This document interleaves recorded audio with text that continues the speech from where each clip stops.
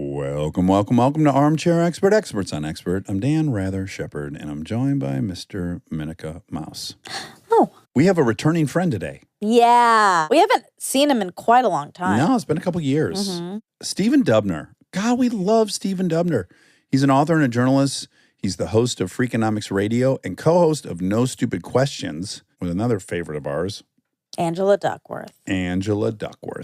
He's got some very successful books: Freakonomics, Turbulent Souls, Confessions of a Hero Worshipper, The Boys with Two Belly Buttons. And his podcast, No Stupid Questions, has a new season out about the 7 deadly sins. And we get into that a bit. Very fascinating topic. And of course, their unique and proprietary look at the 7 deadly sins. He's a party. Stephen Dubner. You love him. We love him. He'll be back. We love you, Stephen Dubner. Please enjoy. He's an armchair expert. He's an armchair expert. He's an armchair expert. Oh, these headphones will not They're do not anything going to in work this. for you. Although, how great are those headphones? Oh, they're the best. I say this often. I'm not like an Apple file. You're not? No. I like Apple. I'm not tracking the new products. I'm not like standing in a line. But those headphones, Those are really good. I can't help but stand in awe of them. Yep. I sleep with them on half the night. Really? Yes. Not on purpose. You just fall asleep because Well, I listen to a book on tape, and then the noise canceling is really nice. the noise canceling. So you set it when you get them, and I set mine to max, and now I realize that you cut off the world maybe even a little bit too much. Where do you have yours set? Do you know? I don't know where they're set. I hope to max. That's what I would want. When you're walking on the street in New York, Exactly. they're so good that you can literally get run over. Yes, I'm not walking around just doing a it here. city. I'm like in my house listening That's to it. okay. Or hiking. I guess I could get attacked by Cougar. a mountain cougar. lion. Yeah. I just Although we learned just that- lost P-22, so the main threat is now gone. What's P-22? Was P-22 is a very famous, you're new to this, but there's a microphone there. We're going to want to hear you. P-22. Is that the name of a cougar? Yes. Mountain lion. Most famous. Wait, what's the difference? A mountain lion is a cougar. And it's also a puma. Yes, it is. But are they all under the mountain lion It's also umbrella? a panther. A panther is a jaguar, or I'm sorry, a leopard. No, a jaguar is a Is a Rolls South Royce. American big cat, the jaguar. But that yeah, true? yeah. You know yeah. your cats. I do. It's the third biggest cat, the jaguar. And about 300 pounds. Can I tell you the cutest thing about my kid? When he was little, he's old now. He's a college senior. We found this video recently. We're at this place that we used to love to go called Mohunk Mountain House. He read early, so he's little. He's sitting there reading the newspaper, which is really weird because, like, who reads a newspaper, especially a kid? Yeah. And he was also a big football fan. Uh-huh. Wait, Okay. can I pause you? Yeah. Is this while you were still writing at like the New York Times or something? Because that makes more sense. This was between the New York Times and Freakonomics, let's say. So, you know, I read the paper every day. He was copying So if he knows Dad. Dad writes. No. He Oh. was really reading it. He was really reading the newspaper. Oh, okay. Okay. All right. And I said, for some reason, this little bit was on tape that we just found in some old video thing. And I said, what are you reading about, Solly? His name's Solomon. He said, Jaguars. And I said, oh, the football team? Because he's a sports kid. He Yeah. said, no, Dad, the cat. No, Dad, the cat. My favorite moment of his Cat. childhood. Oh. I want to know what story was in the paper about a jaguar. I went and I looked at it, and it was some, you know, endangered story. Yeah. I think he was mostly looking at the pictures, if we're being honest. Yeah. Where does he go to school? He goes to American University, Washington, D.C., Oh. studies politics, and he's about to graduate. I got a daughter. She also is in college. Wow. Yeah, when they were here last time, they were like 15 and They were sounds about right. 5. They were 5 last time you were here. My Well- daughter's in Paris, Oh, Oh my God. semester abroad. Jay Perry, how does she like it?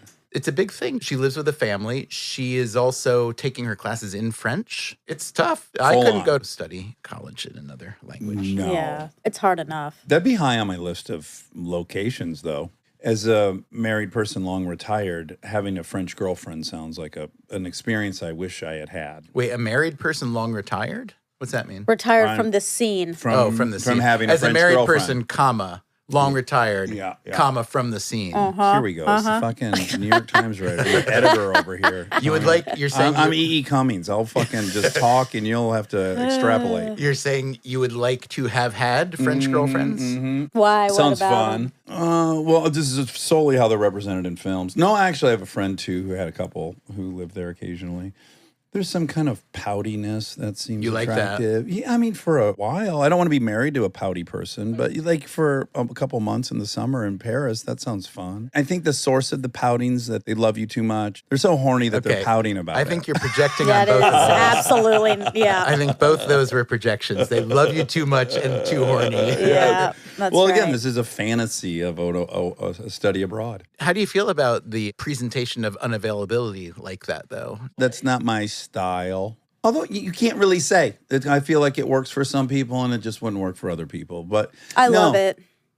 Yeah, that's Monica's bread and butter is unavailability. You love it in yourself or in others, you mean? I'm attracted to it. Right, interesting. It's bad. I mean, it's like something to work on in therapy, which I am, but it is real. That is very alluring. Did either of your parents present that way? I mean, emotionally, yeah. I would go down that path as well.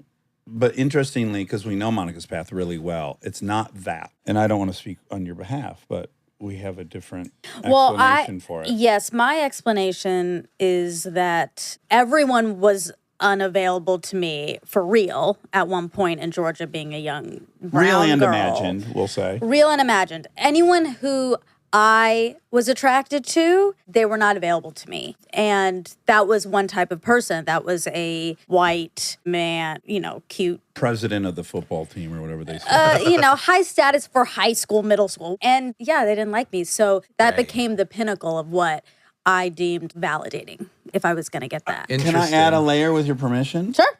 Also, some self-preservation. So there was a match. A boy liked her. She liked a boy. When asked why he won't ask her out, he said, I can't. Her parents work at Dairy Queen. So this like Indian stereotype, right? When it happened and he couldn't, out of self-preservation, I think also you said, I'm not going to ever be in this situation again. I'm going to like people that I know I'll never be in that situation with. So I can always express who I like, but the girlfriends won't be like, well, why don't you talk to him? Because it'll be like, I don't have to. Clearly, the prom king is out of my league, so I don't have to be pressured into why I'm not pursuing that. Yeah, that Dairy Queen was the first one. But then there was a few of those that, then I was like, okay, see what's going on here. So yeah, I'm not going to really put myself in that position anymore to be fully rejected. So I'll probably just pick. Where rejection's implicit almost. Yeah. I wonder how much we all do the calculus even split second. Say like, I'm not going to put myself in that circumstance even for a moment. Yeah. Because there's a good chance I'll get rejected and it's just too painful. Well, there'll be embarrassment on top of unrequited love. It's like, why make this thing worse? Don't you think we all do that all the time still? Not just on romantic stuff, just encounters. Well, wouldn't that funnel nicely into either fear of failure or fear of success? I think somehow it would work into that structure. Yeah, I think it also works into, do you know Robert Sapolsky? You ever read him? You would like him. I know that Yeah, name. I know the name. He's a biologist and a primatologist. Okay. And he's written some really good books. And I think of him a little bit as a living modern day Richard Feynman, who's my favorite scientist. Do you guys like Feynman? I don't know Feynman either. We're out of the You're woods. just We have so much to humiliating. talk about at Yeah. some point. Good. Yeah. He didn't write Behave, Sapolsky, did he? 'Cause You that's know, my new favorite book, and I can't remember the author's I name. think- But he too is. I want to say is a he has a primatologist. newish book out that I've not read. He has a famous book called something like Why Zebras Don't Get Ulcers. And, What? Behave is him. Oh, it is. Oh, look at you. Okay, Look so at you knowing stuff. Behave is my favorite book of last year. I talk about Okay. it nonstop. It is the single most comprehensive book on why we do everything we do. Oh. Polymath doesn't begin to describe that guy. First of all, it's awesome that you love him. The most. Okay. It's crazy I didn't know the his one name. tiny thing, I mean, compared to that, what I have to say is just a drop of sand, but it reminds me of what we were talking about. Because he had done this study years and years ago. It was kind of a goofy study. It was barely scientific, but he wanted to know how people change as they get older and how they get fixed in their ways. And he did this study that was to try to find out how people, whether they'll try new foods, go new places, listen to new music, et cetera. And he found that, bottom line, to shorthand it a lot, that on average, most of us, by the time we get to like 35, we're done. Oh, Yeah, wow. yeah. And that's the depressing part. And I think a lot of that is about you develop patterns that lead to results that you can live with. And that's where I'm getting to these interactions like fear of rejection or thinking that something might not work out. And so you just stop. You just do the same thing. And that's not a great way to live a life, I would argue. There's a lot of instincts we have that lead us to a place ultimately that don't make us happier. So I think all that's the illusion of control. What most people switch to is, I don't want to be surprised in a bad way. So I'd rather just get rid of surprise, because my fear of it being bad, that's why you wouldn't try a new menu item, all these different things. And I think as we get older and we get a little more control over our life, and maybe we live in the house we want to live in, and we can buy the groceries we want to, and we have more say over everything we're consuming and doing, we just tend to sit in a pattern that we know won't disappoint us. Yeah, so for someone who's hearing you say that and says to themselves, I don't want to become that. How do you do that? It's like many things, a marriage being one of them, your physical fitness. All of these things are going to require way more work and consciousness than anyone wants to acknowledge. So we have a fantasy. You and I were just talking about it before we started recording, which is like, you've built a fairy tale in your life, and that's the thing you're pursuing. Phil Stutz calls it the snapshot. And in the snapshot, there's no wanting, craving, anything. And if we're lucky enough to capture it, then we find out, A, it's static, it's not life, and it's not permanent, and it was a fairy tale. So you have to have a game plan in place to not fall into that. Right, but it sounds like you're saying you have to not only put yourself in a position to occasionally, but also be willing to be surprised, because the nature of surprise is you don't know whether it's a good outcome or a bad outcome. Yeah. And even if 50% of them are bad, to leave 50% on the table that are good. Yeah. That's terrible. Yeah, it is. I mean, I think definitely people have higher or lower baselines of novelty they want or stimulation. I happen to be very arousal sensitive. You want a lot. Yeah, I want a lot of stimulation. And that can lead to excess. It can end you in rehab if you're not. Right. Yes. It all comes down to moderation, obviously. Do you know Angela Duckworth? Yeah, we had her on. We interviewed You did? her. Oh, good. Yeah. Yeah, your co-host. She's Best. absolutely amazing. She Yes. taught me something so good years and years ago. I think the first time I ever really talked to her, interviewed her, which is why I just fell so in love with her brain, is she's just really good at analyzing, sorting, and then expressing. And we were talking about Grit, her book, and how a lot of people get bored. Even if you're really good at something, even if you're good at something that you've been gritty with, it's always tempting to like say, okay, I've been doing this, it's working, it's thrilling, but I want to do a new project because it's new. And it's that search for the novelty that we were just talking about. And then she said, yes, but you can substitute nuance for novelty. Ooh. And that just got me. Can you give me a practical example? of So how like, someone okay, did that? in my life, I love doing what I do, but I would also like to change occupations every 6 months because I love the thrill of new, of learning, Yeah. of being around different Challenge. people. Of accomplishing. All probably, those things are amazing. On the other hand, that'd be stupid. So an economist would look at it one way. They say, well, there's a sunk cost, and there's a sunk cost fallacy too. So maybe you should give up. What's sunk cost? The sunk cost is this idea that comes from economics, which essentially means everything that you spent on something you treat as an investment that you can't abandon because it's valuable. If I've spent 100 hours trying to do something and I'm either unhappy or not very good, I think, well, I got to spend another 100 because, I already spent the first 100. This would colloquially be known as throwing good money after bad. Exactly. It's kind of easier to see the problem in money. It's harder to see the problem in your life with time Right. or a relationship. Yeah, personal Yeah. resources. Yeah. Yeah. Oh, there's so many people, that are together with somebody, and the only explanation they can give you is like, because we've been together for X amount of years. Like, We that's put in the work. Yeah, Yeah. that's it. That's the number one reason. So as tempting as it is to always jump to something new, there are potential upsides or potential downsides. But what Angela was saying for me, and I actually took this to heart, it's the reason I'm still doing Freakonomics Radio after 13 years. Yeah. And honestly, before I came here, I was up at Caltech in Pasadena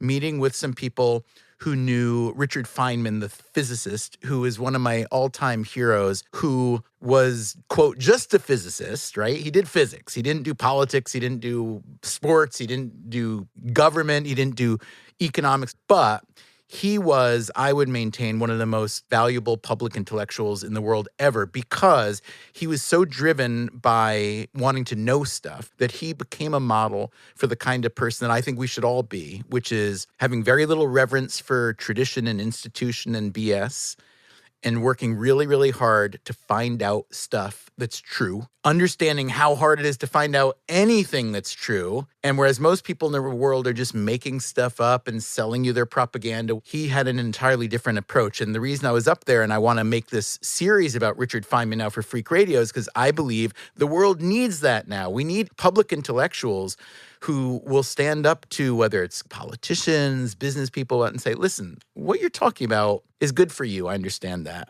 I understand that it makes sense in the tradition of how you've always done it. But let's just be honest. There's no real proof that this is good for anyone other than you. Can you tell me one of the headlines that Feynman was great at pointing out? When the Challenger space shuttle blew up, they didn't know what happened. There was a commission in Washington. I haven't made the series yet. I may be getting stuff wrong, but I think I have it roughly right. They put together a commission that was some politicians, some people maybe from NASA, and one scientist. And that one scientist was Richard Feynman. By this point, he was getting on in years. He was an elder statesman. He'd won a Nobel Prize already. By the way, when he was like 22, he helped build the atomic bomb. That's where I recognize the name. So the Challenger space shuttle disaster happened, and Feynman had a theory. And his theory was that the O-rings did not react well to the cold temperatures the day of the launch, but that the people on the ground experienced what they sometimes call go fever. When you're ready to go, launch that mother. Yeah, light the fuse. And so he started participating in this report. He concluded that the cold temperatures at the launch were what screwed things up. If I have it right, they didn't want him to testify at the congressional hearing and or wanted to leave that part of the report out. Long story short, he did testify. He brought in on, I think, live television, a glass of ice water and some O-rings and dunked them in and then demonstrated that science is real. And no matter how much BS you're going to shovel at us, there are such things as true things in the world. So one way to sell it to America was like defective O-ring. Great. So that's an equipment failure issue, and we can all live with that. No one's culpable. If it's a O-ring failure due to known weather variables that should have been accounted for, now it's human error. That's the huge difference for us. And even worse than human error, it's the error of humans who were smart enough to know better. Yeah. Well, we just had someone on, I can't remember who, that was talking about one of these disasters was some of the manufacturers are using metrics and some of them are using standard. That was on Flightless Bird. Maps. Oh, no. Oh, it was? Yeah. Oh, okay, yeah. And it was a conversion issue between a supplier. We're building this thing. We're still using two different fucking measuring systems, which is almost hard to believe. Embarrassing. For the most part, I feel like everyone's out here kind of declaring these facts, and I don't think they know. I don't think it's known, period. Forget them. I keep harping on this. We've now interviewed 300 experts in their field, the best in the world, and I think my conclusion at the end is like, some people are 68% right, and that's incredible if you get to 68%. Yeah. This binary and the definitiveness and the appeal of definitiveness is just so dangerous. We don't really know nearly as much as we think. Medicine's so accidentally discovered. All these things are presented to us as definitive and factual are not. But then I read something like that and I look at the system in place at the FAA to figure out what goes wrong. And then I'm really encouraged by it. Like, we can figure out what goes wrong.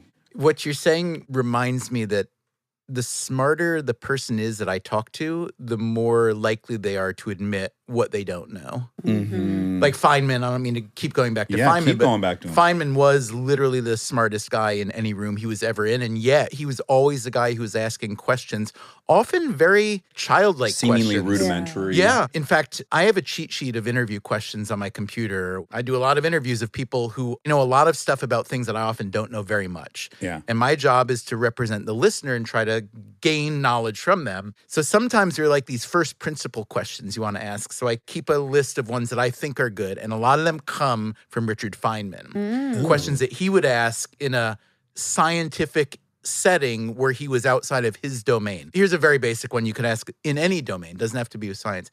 Someone will make an argument and you'll say simply this: what would you say is the best evidence that you're right?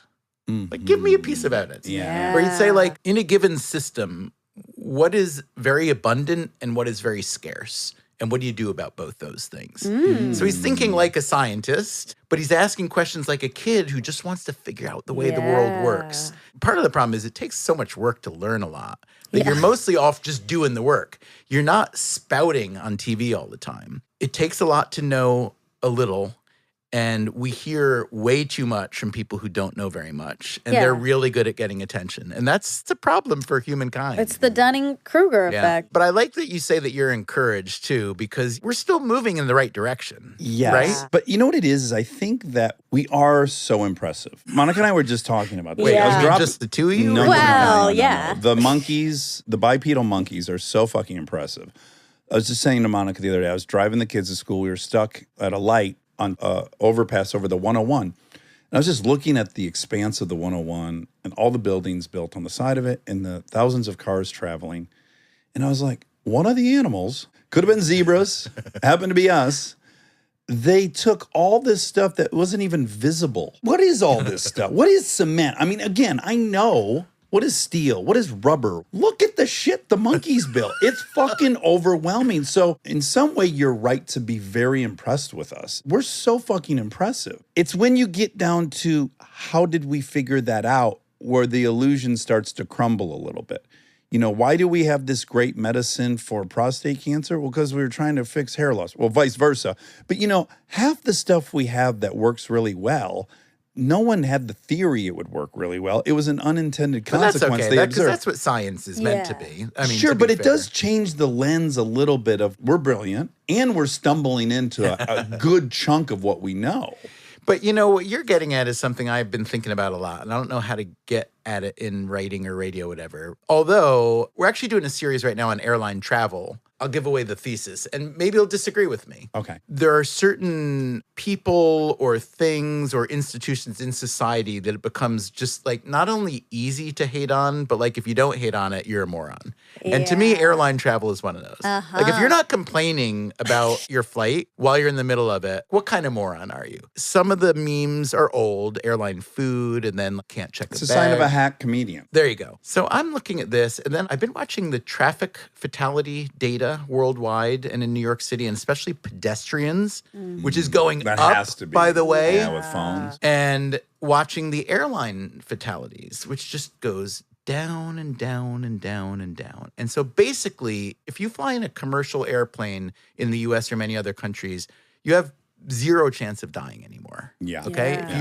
you walk on the street or drive on the street, you have substantially more than zero. The thrust of this series is a little bit like, how did that happen? And why do we complain about the food and the crampedness and the baggage when this miracle is happening every day? So it's a little bit like what you're saying of driving down the 101 and saying, that's the miracle. Now, on the other hand, psychologists call that habituation, right? You get used to something, you move on, you That's why want more. vaccines stop working. They're so effective. Yeah. People are like, what do I need a measles vaccine for? Exactly. So on the one hand, you could say that's terrible. They're like, why don't we appreciate all this amazing stuff that we monkeys have done?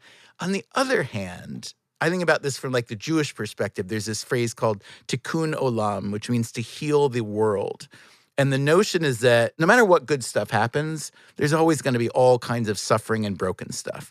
And so really, the obligation of a right-minded person is to keep trying to make things better. And if their life is good, I'm so happy for you. Now you can go on to making other people's lives better.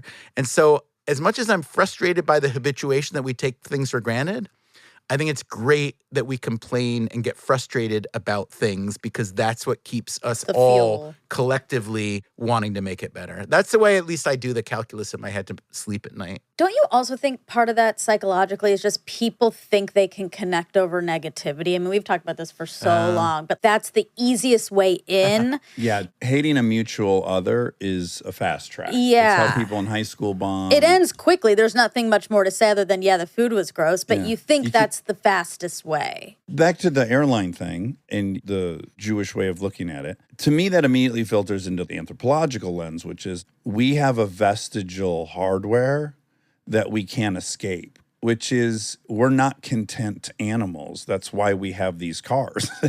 It is what kept us alive and made us proliferate, and now we're stuck with it. So I actually see being content and grateful for the airline is aspirational and maybe something that should be pursued. But I think we have a ton of hardware and several million years of evolution that are making that very hard to do.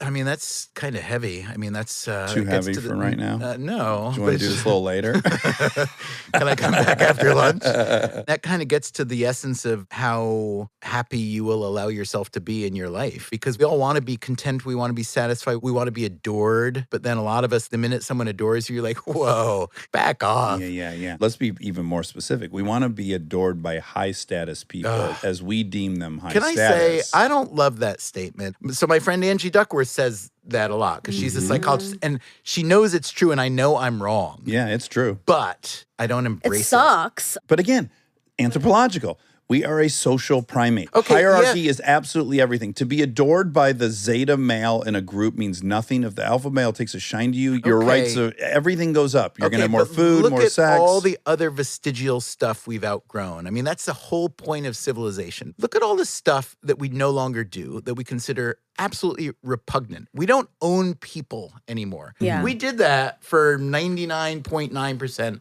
of our human history. Then we thought, you know what? We don't want to be that kind of animal. And so we collectively, it took a long time and it was bloody and there's still vestiges of it for sure, but we stopped. Yeah. Plainly, we can supersede vestigial instincts, vestigial institutional hierarchies and so on. So I don't think it's too much to say that we can overcome. But now we're having a debate between, which happens nonstop. I wonder if this happens to you all the time on your show.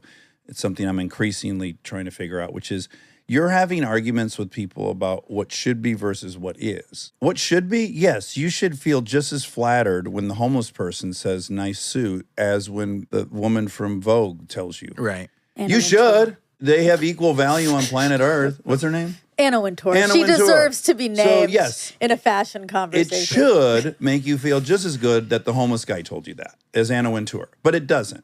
Can I just say, there's- I'm trying to picture both of those scenarios. First of all, Anna Wintour would never look at me and say, well, any of us. Maybe you. I'm waiting for the day.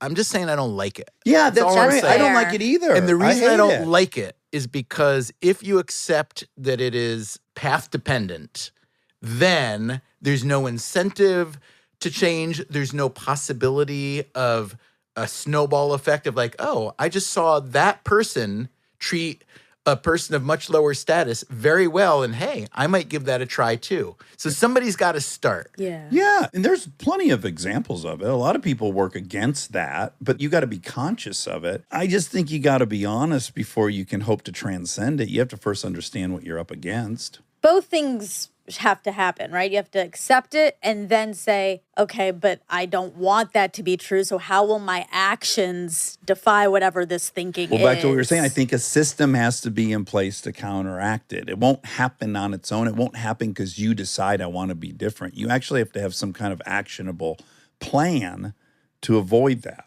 Yeah, then if you're in a position of making policy, let's say, it becomes a different, early in COVID, Republicans and Democrats in DC decided that children, especially children in low-income families, were going to be so vulnerable to so many terrible things that let's just put a bunch of money out there. Okay, so they jacked up the earned income tax credit. They did direct aid, which has been talked about for a long time and never done. And then the evidence showed quite quickly that it worked. The child poverty rate in the U.S., which is criminally high for a wealthy country, was cut roughly in half in a year. Why? Because money actually works. And then it didn't get renewed. So now we're basically reverting. And I don't want to blame the Republicans for it and say that they're the bad guys and the Dems are the good guys, although in this case, that is pretty much the way it works out. I don't want to make it a binary political thing.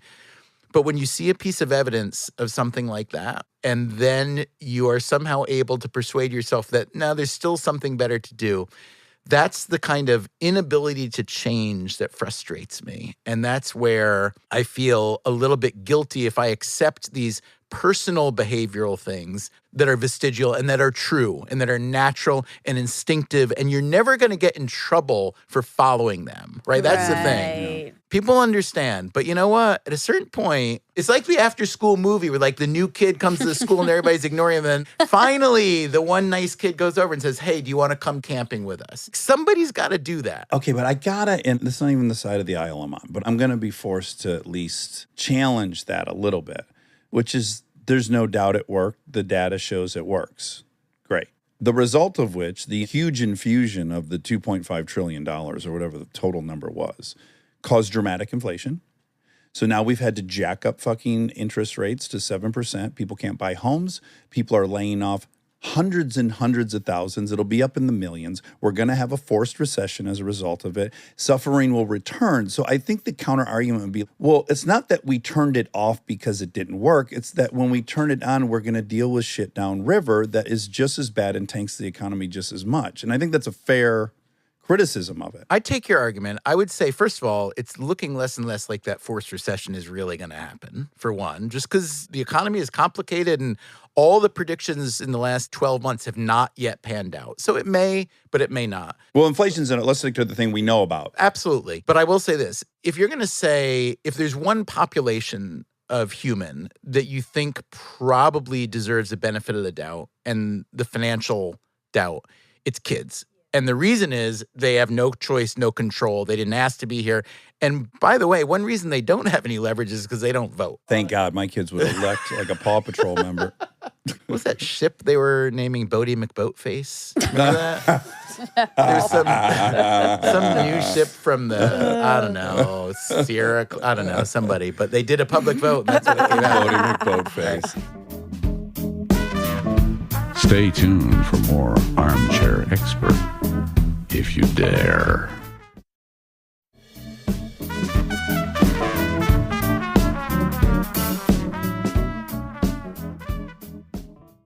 The amount of money that went to child poverty that declined the rate like 50%, it's a drop in the bucket compared to many, many, many other things that we are good at spending money. And I'm not saying it's an either or. Look, a lot of money went to the airlines. People didn't like that. Well, you know what? I'm really grateful that the airlines were kept going. I have frustrations on both sides, enormous frustrations. I think there's some notion that the economy and humans are two different things. And I think that's really short-sighted and silly. I bet this book would interest you greatly. Have you read The Warburgs? The banking family Warburgs? Yeah, by No. Ron Chernow. No, I haven't. It's great. I'm in the probably last 2/3 of it right now. So what I was You're listening very to. productive, I have to say. Well, insomnia has brought me to many great books. He wrote this a while ago, right? Yeah, Before yeah. Hamilton even, probably. Yeah. You know what this tells you is I'm out of Chernow books. I finished, I don't know if that makes me an anti-Semite, but I finished George Washington was the last one, which is incredible. All of his books are fucking incredible. I don't know if you read any of them, but so good. George Washington, who I had no interest in. Now I think is one of the coolest guys ever. Tell me something about George Washington that you didn't know and that we should know. Okay, and I hope this will speak to you as it spoke to me. Yeah. What I came to really admire about him is his quietness and the fact that he was arriving at the Continental Congress and you had all these 30-year-old geniuses. I mean, the people we still talk about, some of the brightest people to ever live, all pontificating and bragging and showing off and grandstanding. And he never really spoke. And all those people like you and I, this is where I'm going to ensnare you into what I think my personality type is. The noisy people, you're saying? Yeah. They were like, well, this guy must be a fucking genius because he's not even trying to get anyone's approval. They elevated maybe his intellectual abilities, but he then managed that really well. He was a genius leader. He also, I think when you learn the history of how tenuous the fucking post-revolutionary period was and how narrowly we almost didn't get a president. He was the one human being on planet Earth that everyone could agree on. I think without him, we probably don't have the country that those people fought for, wrote about, and all that stuff. A friend of mine who's religious, I'm not, said providence, is that the right term? Yeah. Yeah, he's felt like he was divinely sent. And I aspire to have an inner confidence and not have to show off and tell everyone what I know at all times. Do you think your behavior's changed even 1% in that direction since reading that? Yes, but it's in conjunction with also being in therapy for a year for the first time. My therapist said in a great way, you can sometimes watch the show. It's a good show. I'm not telling you to not be the show as much as you want, but try to watch the show more. Don't miss it. But when you watch the show, are you constantly wanting to put yourself back in it? Initially, yeah. It's like quitting anything, right? Like habitually, I see the in mark. I see how I can put these two. I see how I can amp this up. And initially it's painful. And then as I come to trust the show is good and goes on without me, it gets easier to just witness. I'm not at the goal. It's something I aspire to Hey, be. let me ask you a different question back to George Washington. So what you're describing is very compelling to me. And I'm not saying I don't believe it either, right? I mean, we all know that most revolutions don't end well. Almost none of them. Like none. Yes. Right. You go through history. So the fact that we are the beneficiaries of this crazy amalgam of good luck and all these other things, we should be thankful for that more than we are. So you're saying that Washington was the one guy on earth. Yeah. And I believe that one could make that argument. Can I add one thing? You can add 100 He things. didn't want the role, which makes me like him a lot. Yeah. He answered a call of duty that I personally wouldn't have. So I'm impressed by that as well. That deserves to be in Yep. this. Okay. What it reminds me of is, so there was this Scottish philosopher named Thomas Carlyle. Did you ever come across him? I'm not going to recommend him. Okay. I don't like him. Okay. For a lot of different reasons. But he was very well regarded for a long period of history. Was it a book that he wrote called The Great Men in History? I think it was. I remember reading this book, whatever it was called. But anyway, Carlyle is known for creating what's called the great man theory of history. And Carlyle was a very religious person, Scottish, I guess probably early to mid 18th century is my guess.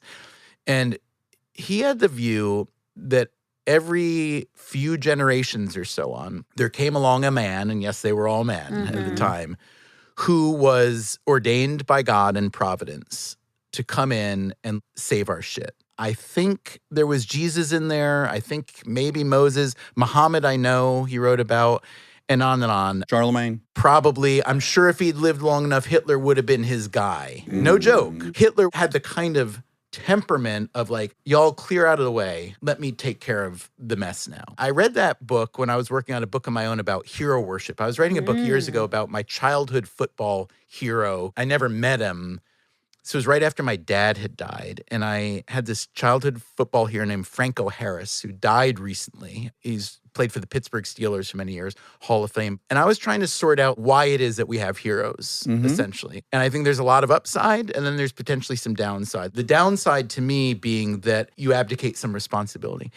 And so when you're talking about George Washington, I think of Thomas Carlyle, and the parts of the theory that I don't like are this idea of the embrace of the hero so that we can all be saved or rescued or protected. It's really just like a father figure thing, right? Where I think it gets dangerous is how we think about the president in this country. So every time there's an election, if your guy gets in, you're like, thank God, now everything's going to be okay because he's a great man and things are going to be run fine. And if the other guy gets in, it's going to be a total disaster. I think the very idea that we still think about presidents and political leaders as these sort of superheroes, the way Thomas Carlyle did, is sort of terrible. I do too, but don't you think both parties just had an experience where they didn't think the best person got there? The last two elections. Yeah, I think a good number of You mean the State of the Union itself? Or the, I didn't make myself go through It was that. the lowest rated State of the Union in a long time, unfortunately. I think a good percentage of Republicans wished they had a different candidate when they elected Donald Trump. I know a lot of Republicans that were like, yeah, And same, I don't, and I like same it, but for Biden, I you're like. saying. For me, I voted for Biden. The whole time I was like, really? Yeah. This is the best we've got in the country. Right. This is not the best we've got. And I voted for him. And I think a lot of people on the right had that experience. So Yeah. I do think it's been demystified a bit. I do, but I think that we still all like to sit back and say, okay, like Washington, for instance, we think a lot of what they do is stupid. We think a lot of what they do is counterproductive, but they're kind of running the show. That's, in my view, a little bit of the subscription to the great man of theory history, which is we put people in power and those people have a lot of power. I think the president has so little power over our daily lives, but if you give a person in power that power, not only will they use it, but then you stop using yours. Yeah. Like, make your life. I think we've transferred that to our tech billionaires, really. I think the amount of hero worship around Elon Musk, which I have a neutral opinion on personally, represents more of that in my mind. Don't you think it's faded in the last 5 years, let's say? I do think it's cooled. Nobody likes Zuck anymore. He's out. Yeah. Elon seems to be Bezos. sliding a little bit. No one ever really embraced Bezos in my opinion, Yeah. in the way that they deified Musk or Steve Jobs. I mean, I'll still hear people talking about Steve Jobs. I quoted him earlier this morning. Oh, you did? What'd you say? When you were standing in line to buy your Apple product?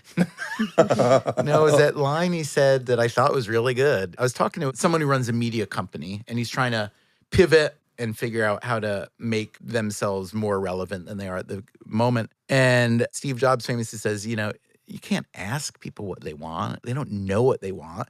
If you make something that's amazing, then they want it. I agree. Yeah. I agree. All too. you can Sure. find out is basically what everyone wanted yesterday in your market research. You can't find out what they want tomorrow Also, or the next. people And you're aren't not going to honest go in- to market yesterday. People aren't honest in surveys. No. Do you guys ever No. do surveys as part of your? No. Every now and then we'll have a guest who has got a questionnaire. Like you're going to have one. And now We I'm gonna fill delve them out sometimes, but we don't for ask fun. other people to No. fill out surveys on us. No.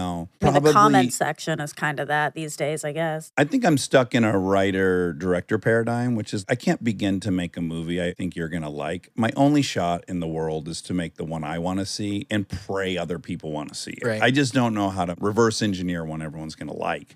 And this show for me is I have the same approach. It's like I'm making the show I'd want to listen to. Whatever the outcome is, we'll see. But I'm not going to try to figure it out. You just described, the maker-manager construct. You ever run into that? No, tell us. I think it's a computer scientist that writes really well for normal people, not just for computer scientists. He wrote this essay once that I read and that a lot of people read. And it's about the maker-manager conflict, basically, which is that if you're a maker, if you're a creative person, a maker can be anyone. It can be a parent. If your animating presence in your humanity is to create, is to shape things, is to interpret, is to be proactive, et cetera, then you probably don't have a lot in common with the manager type, which is, the ones who will organize and get the best out of other people. And there are huge benefits to both those types. They need each other a lot. Yeah. But one of the biggest problems that happens in the world that we're all in is if you're good at being a maker, then you get turned into a manager. Exactly. And they're very different Totally. skills. And then you're screwed.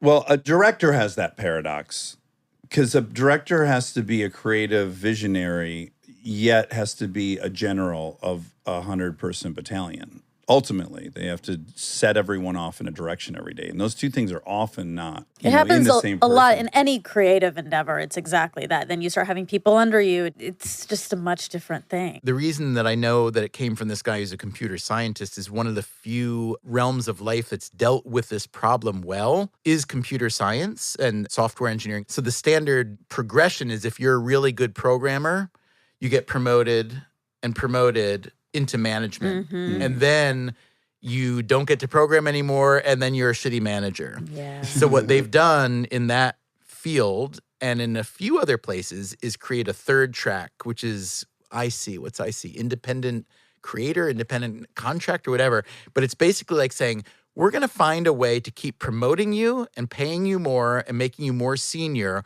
while still just being the creator. And that's, I think, a good way to think about, even in your personal life, the people that you know who are really good at something, don't try to make them, just because they're good at being a friend doesn't Yeah. mean that they're also, or just because your accountant is a great accountant, etc. Yeah, I agree. Wait, real quick, because we have one piece hanging, and I would be remiss if I didn't say. I do think if the president didn't have, quote, hiring power for the Supreme Court, they would have really very little power in this world. But that's a huge piece. Until like 15 years ago, that argument wasn't as significant because the process was so much less political. Yeah, that's Yes. a new problem. It is a new problem. Or if you listen to More Perfect, have you ever listened Yeah, to that podcast? yeah. It's so great. I mean, it's Yeah. like they used to do nothing, the Supreme Yeah, Court. they were kind of an They're in insurance the- policy. They were, They're in the basement. They didn't have Yeah. to schedule shit so people could travel. It was a joke. They're Congress in many ways now. And then the thing I want to tie up that was hanging, so I brought up the Warburgs. We went off on a George Washington tangent, but I was saying that people seem to think the economy and humans are different. But I will point to World War II, which is without the economic collapse of Germany, I don't know that you can say Hitler has the sway he has, mobilizes people the way he did. So that's a point where it's like, you must always protect your economy, even if you're a liberal, because in the wake of a collapsed economy, almost anything's possible, which we've seen thousands of times in history. So there's no like Wall Street versus us. It's a quintessential ingredient to stability. Agree. Okay, so I want to talk about No Stupid Questions. Is it season 7? I don't know. We just make it every week. You make it. All right. I don't think we have I don't No know what the seasons. 7 is. Deadly Sins, which Oh, starts I know what February that is. 26th. Explain that. Like to the 7 deadly sins: my God. sloth, gluttony. Ooh, I love this. We love Seven. It's one of our favorite so movies. embarrassed. Of course it says 7 Deadly Sins. Season I 7 have No makes a lot Stupid of sense. Questions, :7. Oh, is it season 7? No. Okay, yeah. The 7 Deadly Sins starts February 26th. And this interests me greatly. So you and Angela, who we had on and we absolutely love, are going to go through the 7 deadly sins. And then you're going to let the listeners vote for what the 8th deadly Yeah, I'm sin not is. sure we're actually going to Ooh. let them vote. We're just starting to make this series. So we've been thinking about this series for many months. The 7 deadly sins come from the Catholic Church, and they shifted over the years, and there were virtues to counter the sins. So honestly, one of the big questions is going to be, are we sure these are sins? Or on what dimension are they sins? Yeah. Feynman, what is the evidence that Yeah, these are Well, and also, how do exactly. we- Thank you. How do we define it to begin Yes, with? Thank you. But it's interesting because the 7 deadly sins are like old memes, basically. Can you remind me? Or let's Oh. see how many we can name. Yeah. Yeah, Monica and I. Okay, pride, Sure. Yeah. gluttony, Envy. lust, I'm going back to the vengeance. movie 7. That's what I'm doing. Wrath, It's ven- wrath, wrath. wrath, wrath. Yeah. Not vengeance, and that would be wrath. Vanity? No, we already. Somehow vanity's one. Yeah, because of the guy with the ear. The woman. Wait, What is vanity? Can we Wait. say vanity? I'm Sure. going to guess vanity. no. We need the real word. Okay. We'll cut out all this. We got it perfect. And we'll keep this in because we're flawed. I want everyone to know we're stupid. Oh, sloth. There you go. Sloth. Sloth. Sloth. Yep. Sloth. That's the last one I can remember. So the Sloth. 7th, none of us can remember. And what is it with Herman Melville? He just wrote a lot about the deadly sins. Did Why he? is he so yes? In I the don't movie know. 7. I never saw the movie. Oh my God! Oh. How could you do a fucking show? I guess I have to see it between now and we start recording. You have to. I didn't even know that 7 was about the 7 deadly sins. It's one of And the. I I didn't don't know know movies. You're literary. Not New really. I York. like sports. But we're Bowling. actually also getting ready to do a series on whaling, believe it or not. And we're going to re-examine Moby Dick, and, that's which is going to be lowercase f fun, I think. You Okay. have to watch Seven. It's the best movie. Okay, so I'm going to watch it tonight. Okay. Great We've been movie. gearing up to record this for the last few months. It came from Angela because she's working on a second book to follow Grip. Here's the way I like to think about it, but how the podcast actually comes out is hard to say because they're fresh baked. We'll sit down with a question, and then we both go off and do a bunch of research, and then we bring the research back, and then we just talk to each other. So we don't really know where they're going to go. I'll tell you what I'm thinking on, for instance, sloth, which you got to. It was considered obviously a sin, and this whole idea that if you're not industrious, if you're not productive, etc., it's a bad thing. Now, one can obviously see why that's included. On the other hand, I want to share with you one of my favorite submissions from listeners so far about what should be the 8th deadly sin is basically the opposite of sloth, and it's productivity. Aha. And if you think like of- hyper productivity. You could say / consumption, maybe even. Consumption's, I think, easier than productivity. Consumption's greed. Greed. Greed. Greed is one. There of you them. go. That's the one we There you would go. say. Yeah. I hate to say it, you could almost argue that there are components of all the bad things that are good. You could argue there are cases in which you want to have pride, in which Yeah, of you need course. to exercise anger, in Vanity. which vanity, Yeah. even if it's not one, or greed. Yeah. Because we're not. We've named like 12. But the one that nailed me on the head from listeners was productivity, because I love being productive. I love being efficient. I love the feeling of accomplishment. And then when I read that, I thought, oh boy, is that the trap that I've fallen into?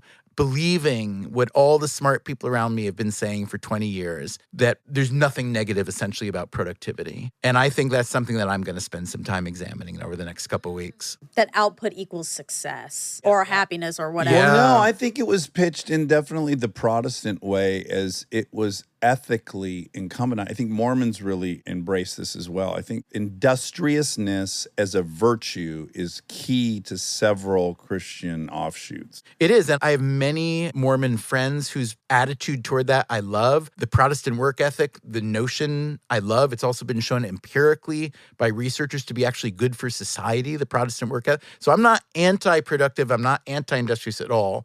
What I'm saying is that if you, like me, have gotten caught up in these last many years of believing that my highest purpose is to be productive because it will have this sort of network effect, or it's good for me and good for the world. Recently, I've now stood back and thought, you know what? Maybe that's all BS that I tell myself because it's exciting to feel accomplishment.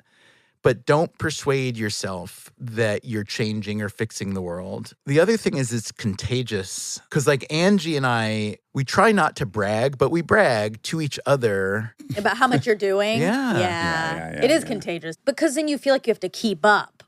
Like if one person does it, you have to prove that you're also doing it so that you're not lesser of the two or not pulling your weight or something, especially if you're in a partnership. Angie has bad insomnia and she'll say, you know, I woke up at 2 a.m, but I got half a paper written, so it was awesome. I'm neither as productive nor as ambitious as her.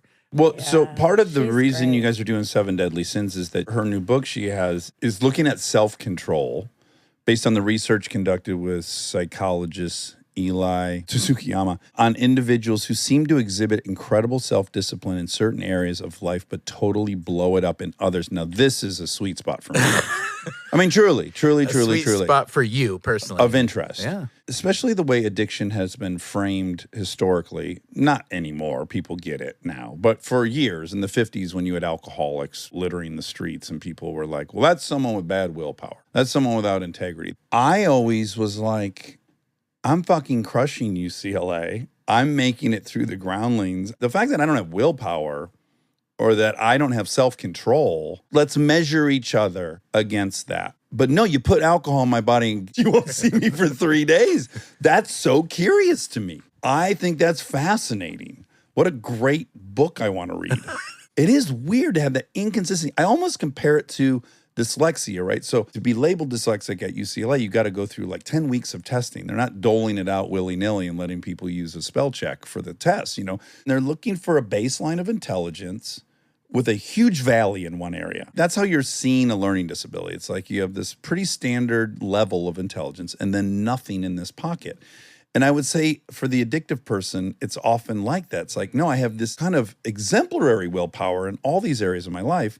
And then you turn on this little mechanism in my head, and it's fascinating to me. I never thought about the parallel between a learning difference, but it makes a lot of sense. And also, it's rarer, but then there are those with a nonverbal learning difference where there's a spatial part, which is really confusing because this is someone whose language is excellent, you know? Yeah. So first of all, I'm super psyched we're having this conversation before I record all this with Angie because I'm going to fucking smoke her. Okay, great. Okay. And please feel free to You're use me giving as a me resource. amazing way of thinking. All right. So what you're saying is that the notion that you can be self-disciplined, let's say in most areas of your life, let's say your work life and your family life, but then no discipline in another, you relate to fully. Okay? Yes. And the example in the blurb about this is Tiger Woods. So Tiger's thing was he called himself a sex addict. I don't know if he actually was. I believe it. We could have a 2-hour conversation on why people don't want to accept that. Oh, really? Let's have a 3-minute. I'm curious to hear your Okay, take. people said that's an excuse. He was not saying I don't deserve the consequences Right. of this. He was saying here's the explanation. I am using sex addictively. I'm regulating my internal emotions with this external object. I'm addicted to it, and I've ruined my whole family over Got it. That's not saying not my fault. Okay, but let me ask you this. With drugs and alcohol, because there is such a complicated physical component to it, do you see the use of drugs and alcohol as the same type of absence of discipline as it would be for work and commitment to family and so on? Or do you see it as a different category because it's a physical substance? Personally, as an addict, I'd say it actually has nothing to do with discipline. And in fact, you might be very disciplined about using the thing you need to use to regulate. I think what that points to far more is that somebody's internal resting state is so unpleasant that any other version's worth it, and that consequences be damned. I'd rather feel okay and have nothing than have everything and feel terrible. So it's like, this isn't willpower. This is like an internal state, the belief you could regulate that state with these external things. That's the fallacy. Yeah. But I don't think it really even has to do with willpower. I think it's always been framed as willpower, but I don't think that's what it is. I almost wonder if this gets back to what we were talking about before, weirdly, with airline travel and habituation, which is when you get used to a level. So this is just a theory that I've had. It's not original to me, but my first life and career was playing music. I was in a band, and I stopped not long after we got our record deal, which looked really stupid. But one of the reasons I stopped is I essentially didn't trust myself to live the life that I wanted to live because I never did a lot of drugs. I drank some, but not even a lot. They were incredibly fun.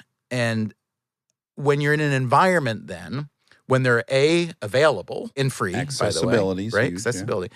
But then this is the theory that I want to get to, and I want to know what you think about it. One argument that's been given for why a lot of creative people have done drugs and alcohol over the year, not saying that it's way out of proportion with non-creatives, but there's a lot of evidence that it's high, is that when you're in a band, standing on a stage and playing, or I've never acted in a movie like you have, and I realize every situation is different because the audience is maybe not there in the present, but there's so many ways that you're getting high doing what you're doing. Oh, yeah. And then when you're not doing it, the next hour when you're not doing it, I miss being high. Dopamine deficit. That was when I was 22, what I told myself was the reason to stop.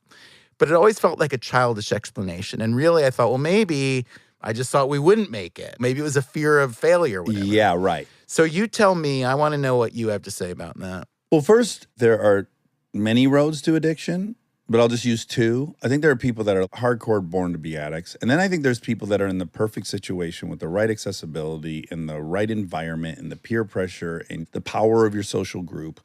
And people who are prescribed opiates during the heyday of it would have never been addicts. They drank normally. They did everything else normally. They had no propensity to addiction. So I think that totally exists. But the example I'll give you that I think best explains addiction is my best friend since I was 11, who's still my best friend, got sober 3 years ago. We're talking a lot about it now. Recalling that when we were in 8th grade, he was addicted to huffing gas, okay? Now, have you ever huffed gas? No.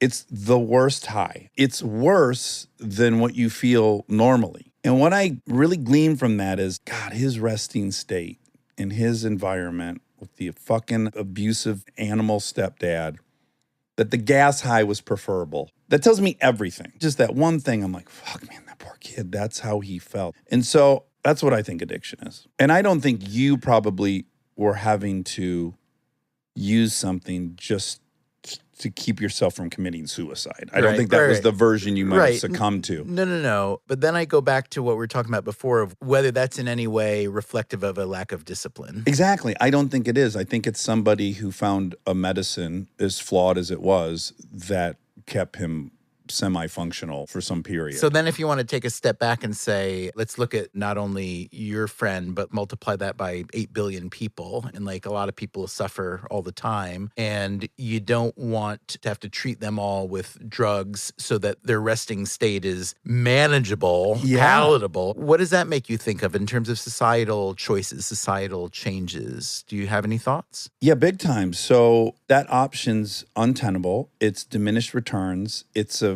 very clear path. We know where it all goes. And again, this gets back to explanation versus excuse. I'll give you another great example. We had Lane Norton, this nutritional scientist, on. He's like, people that are obese have to recognize the difference between it is likely not your fault. We know now statistically the percentage of people who are obese that were sexual assault survivors, all these different factors, their environment. Although it's not your fault, it is your responsibility. And I think people get hung up on, well, it's not my fault. Yes, it's not your fault. It's not my fault I was an addict. It certainly wasn't Aaron's fault he was an addict.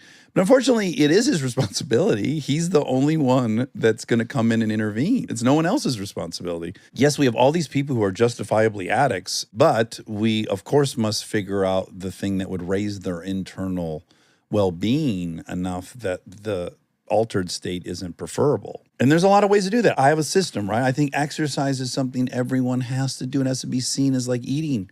You got to exercise. This has to be a cultural acceptance that the body was designed to move, and when you don't move it, you're depressed. There's a lot of things. I could point to so many things. Cognitive skills. Sleep too, by the way. But your friend, he just got dealt a bad hand. He had a shitty parent. What do you do about that? Exactly. What do you do? You have sympathy, et cetera. Yeah. But then do you think as a government, I want to make a lot more money available for the treatment of that kind of scenario, and how do you even begin to do it? This is where I'd make the argument to the conservative, which is, yeah, that's going to be hard to get them to sign up to spend $80 billion next year and identifying people with massive trauma in elementary and getting them some help early. But again, I would argue the fiscal advantage of it downstream is enormous. This is all so well known. You can give right now $5,000 to some kid with trauma, or you can spend $32,000 a year to keep them incarcerated ad infinitum.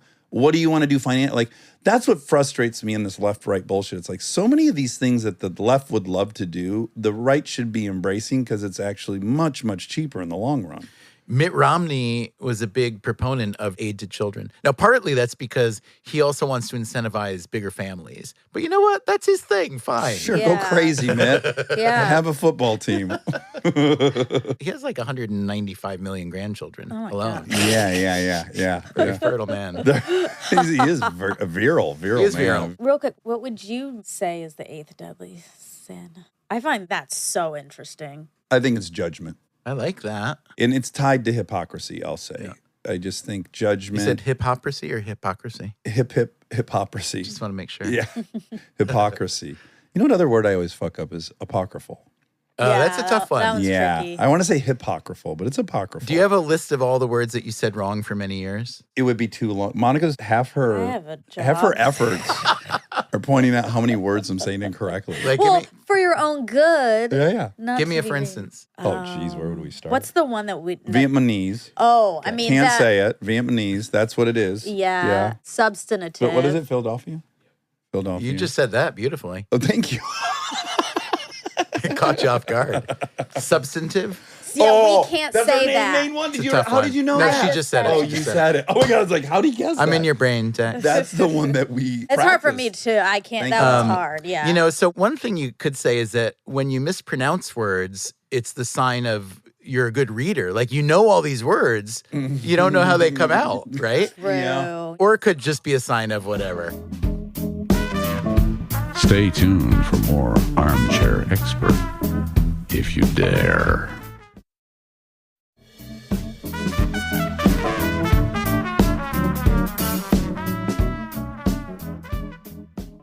When I was in the band, there was this cool guy that ran a record store. He was the judgmental guy in our whole music scene. He was an older guy. He's a good player. He had a band. But he was always judging everybody all the time about whether they were good enough as a player, whether they were cool enough. And I walked into his record store one morning and he was trashing some guy. And he said, "Oh, yeah, man, that guy is the epitome of stupidity." No. Oh my. Oh Are my you God. sure? Are you sure he's the epitome of stupidity? Oh, that's perfect. You could write that. I think it might have something to do with hero worship, circling back around. Really? I think Oh, that would be that's like idolization. Yeah, idolatry. What is Again, see, we don't know. Yeah. probably. Idolatry? Well, which is ironic because since this came out of religion, that would never have been put. Yeah, but let's not forget the commandment, which, you know, obviously the precursor was thou shalt have no false god before me. It's like you can have gods as long as it's the me one. But no, I like what you're saying about hero worship because, well, I already told you I'm a believer that if you put too much of your agency in other people, then you naturally withdraw. And if we're looking at social media right now, I mean, I guess we'd say the vanity that we don't know is one, that might be one, is a piece of it. But the hero worship is the other piece of it. It's what makes these influencers looking up and thinking that's perfect and putting people on pedestals is actually the crux of the problem, not the people even doing it. That goes back to our status thing. I got a few soapboxes, as you've heard now. Luckily, we've stumbled into almost all of them. But yeah, my other one is we have accepted across the board that we were designed to eat as much food as we can put in our mouth. Yeah, We yeah, accept yeah. it. We have a knowledge of it. We are conscious of it. And I just don't think people realize that the dogs they know how to train, you can train a dog quite easily because they are always going to respond to these laws of the pack. And we're not different. And we will worship alphas. There's these great fucking rhesus monkey experiments, right? Where they can either hit a button and they get juicy juice, their favorite thing, or just stare at a picture of the dominant male. And they'll all pick to just stare at this picture and not get their favorite true? thing. Yes, Really? yes. It's so powerful. Wow.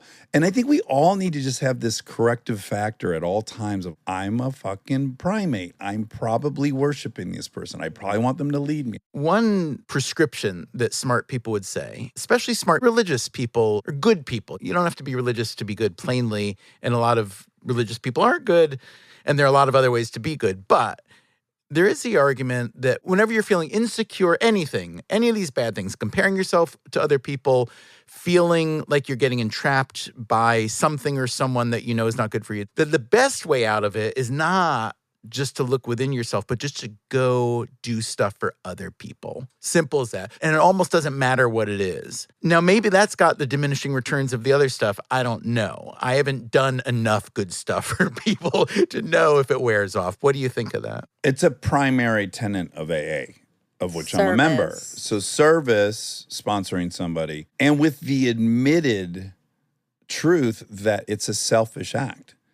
So when you call me with your problem with your wife and you want to go to the bar to deal with it, whatever obsession I had about Dax and what Dax needs to buy or where Dax should be on the status ladder, I can't actually do both at the same Right. time. So it's a break and a reprieve from my self-centeredness. I don't have the bandwidth to do both. And so I think it is very healthy for you. And then the accidental consequences, someone else benefits. So Right. it's like it's crazy win-win for both people. Okay, but that's waiting for someone to create the opportunity for you to do service, right? What do you do about being proactive? Yeah, so I have a whole list of people in my life that I'm regularly checking in with. How do you feel, let's say not the immediate aftermath, but how do you feel like, later that night, if you start to get down about something, do you think on a day when you've been of service, it changes the longer term feeling for you? My list happens to be like 5 things. And if I'm feeling depressed and I am honest and I go through, have I done these 5 things? The answer is never yes. Again, I'm probably not stricken with as biochemically as an issue as other people. So whatever, I'm not saying that they should. But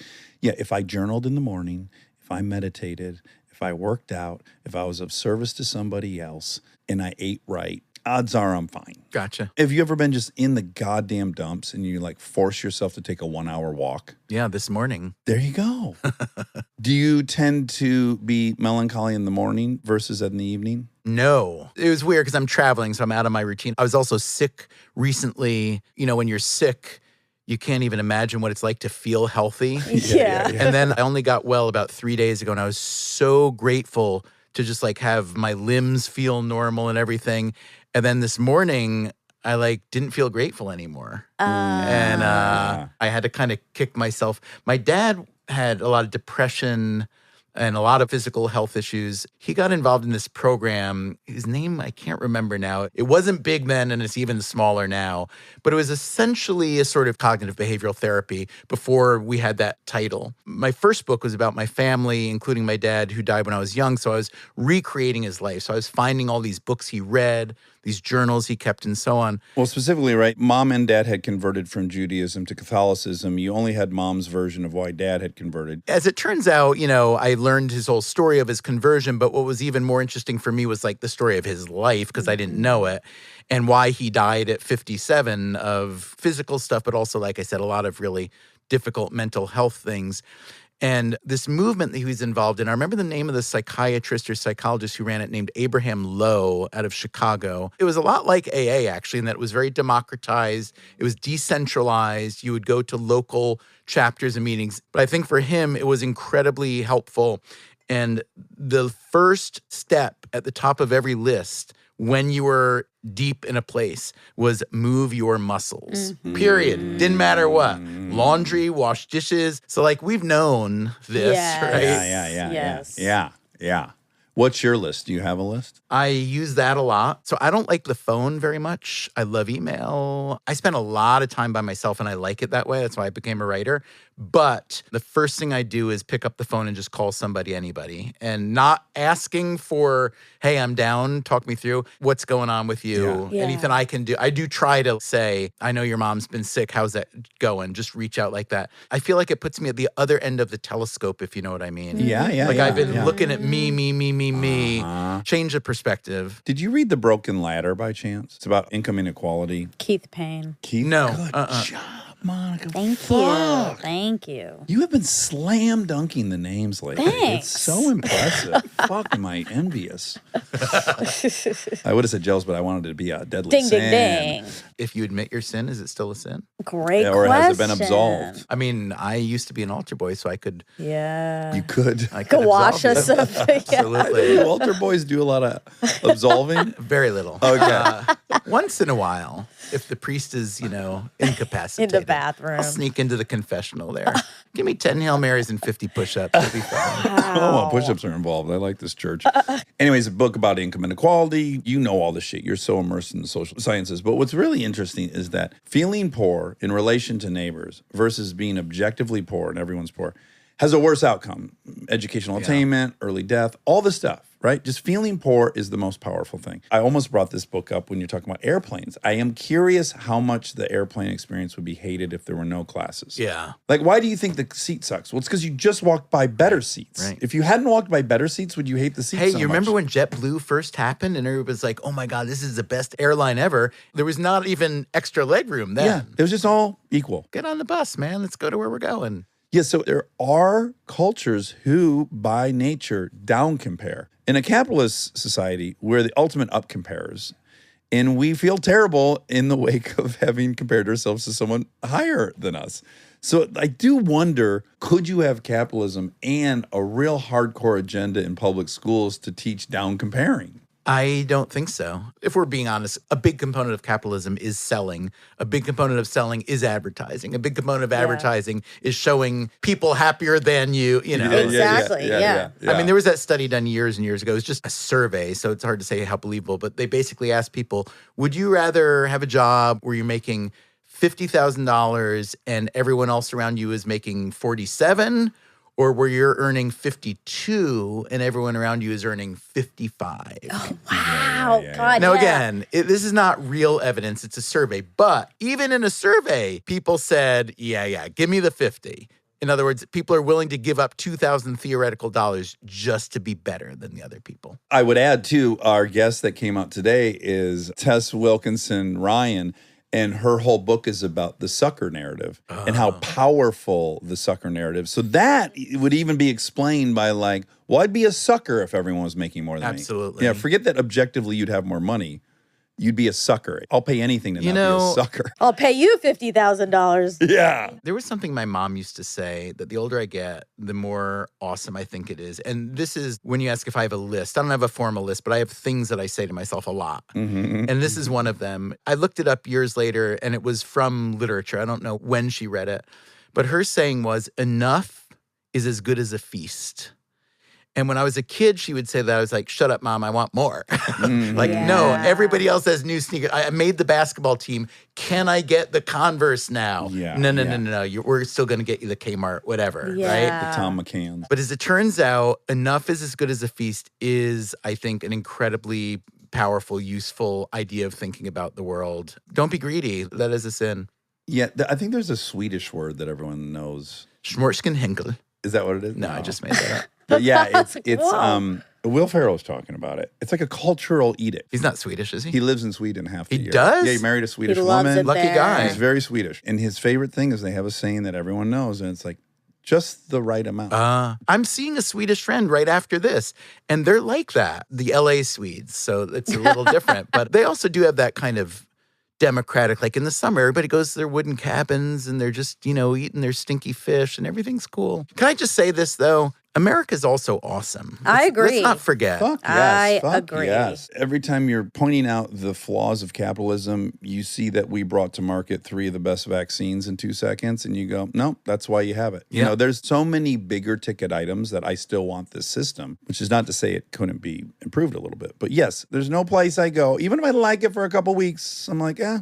I Also, think when I you could- visit someplace, you're always staying like in the best neighborhood, and you're not working. Sightseeing. Exactly. Seeing their greatest And offerings. you're eating the good restaurants. Yeah. Come back on a Tuesday night in February when the Holiday Inn is the only restaurant open. Go to the most broken down building in town, not Yeah. the museum or the monument. Yeah, and that's the other thing. They always compare to Europe. Everyone's always like, oh, it'd be so good if we could be like Europe and Europe. I keep hearing that, and I'm like, Europe's such a small piece of the world. It's tiny. You're not saying India or China. You're using this very specific place as an example. And I think about it surprisingly a lot. And then also, what does Europe mean? We were in Italy and we were in Austria. But it's like Those are romantic and dramatically also different. white. And I do think a lot. I'm one generation away from not being American, and Yeah. I'm so grateful that I am. And I get to have that sort of gut check a lot of like, that almost wasn't your life. Do you have that conversation with your parents? Yes, I've thanked them. Yeah. What do they say to you when you thank them? Fuck off. They don't know how to accept compliments. I like that characteristic in people. I know it's not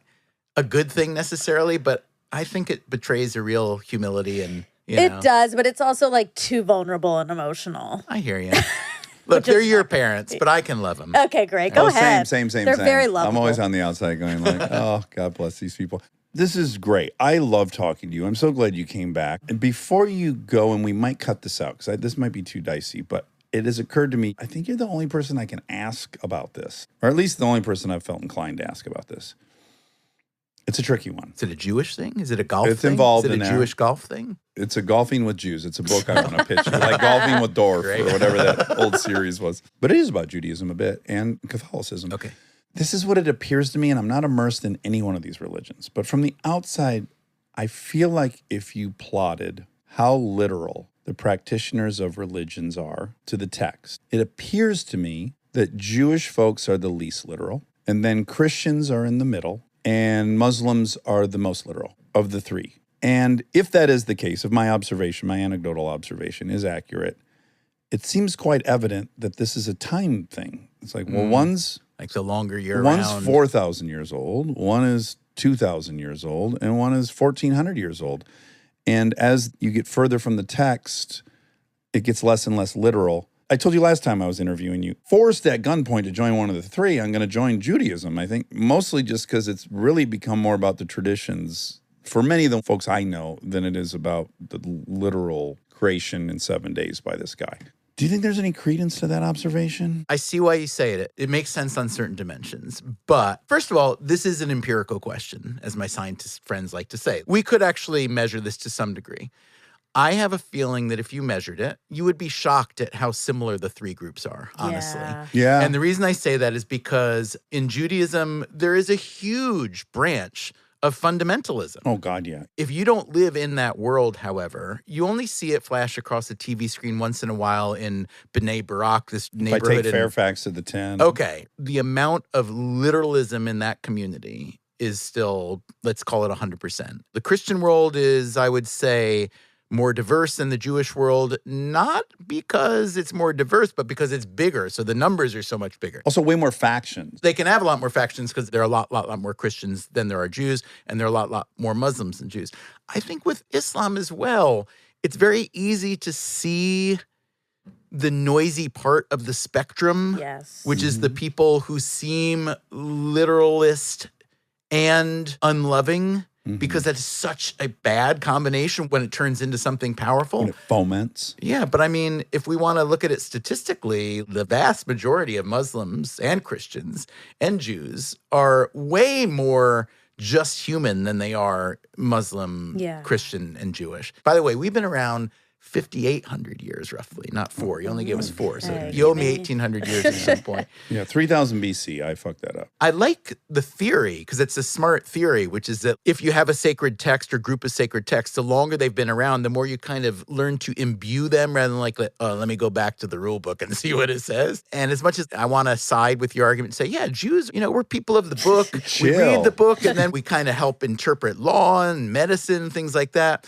But no, I have brethren, I have literally blood relatives who are as fundamentalist about their beliefs. That would be my answer to the question. I think it's an awesome question. We would first need to know if even the first part of my hypothesis is even correct, if there is a more literal interpretation or not. That's just me guessing, really. Yeah, I mean, it manifests itself differently in the different religions. But, look, like the infighting within Judaism, there are Orthodox Jews who would look at a Reform Jew and hate them more than they could ever hate any non-Jew. So then you say, what kind of religion is that? What kind of peoplehood is that? What is Judaism? It's hard to say. Is it a nation? Is it a people? Ethnicity? Is it a religion? Is it an ethnicity? Is it a cult? Yes, all of those. It's all those Yeah, things, yeah. right. But the fact that you can have that much disdain among people in the same group, you know what it really is? It's like family.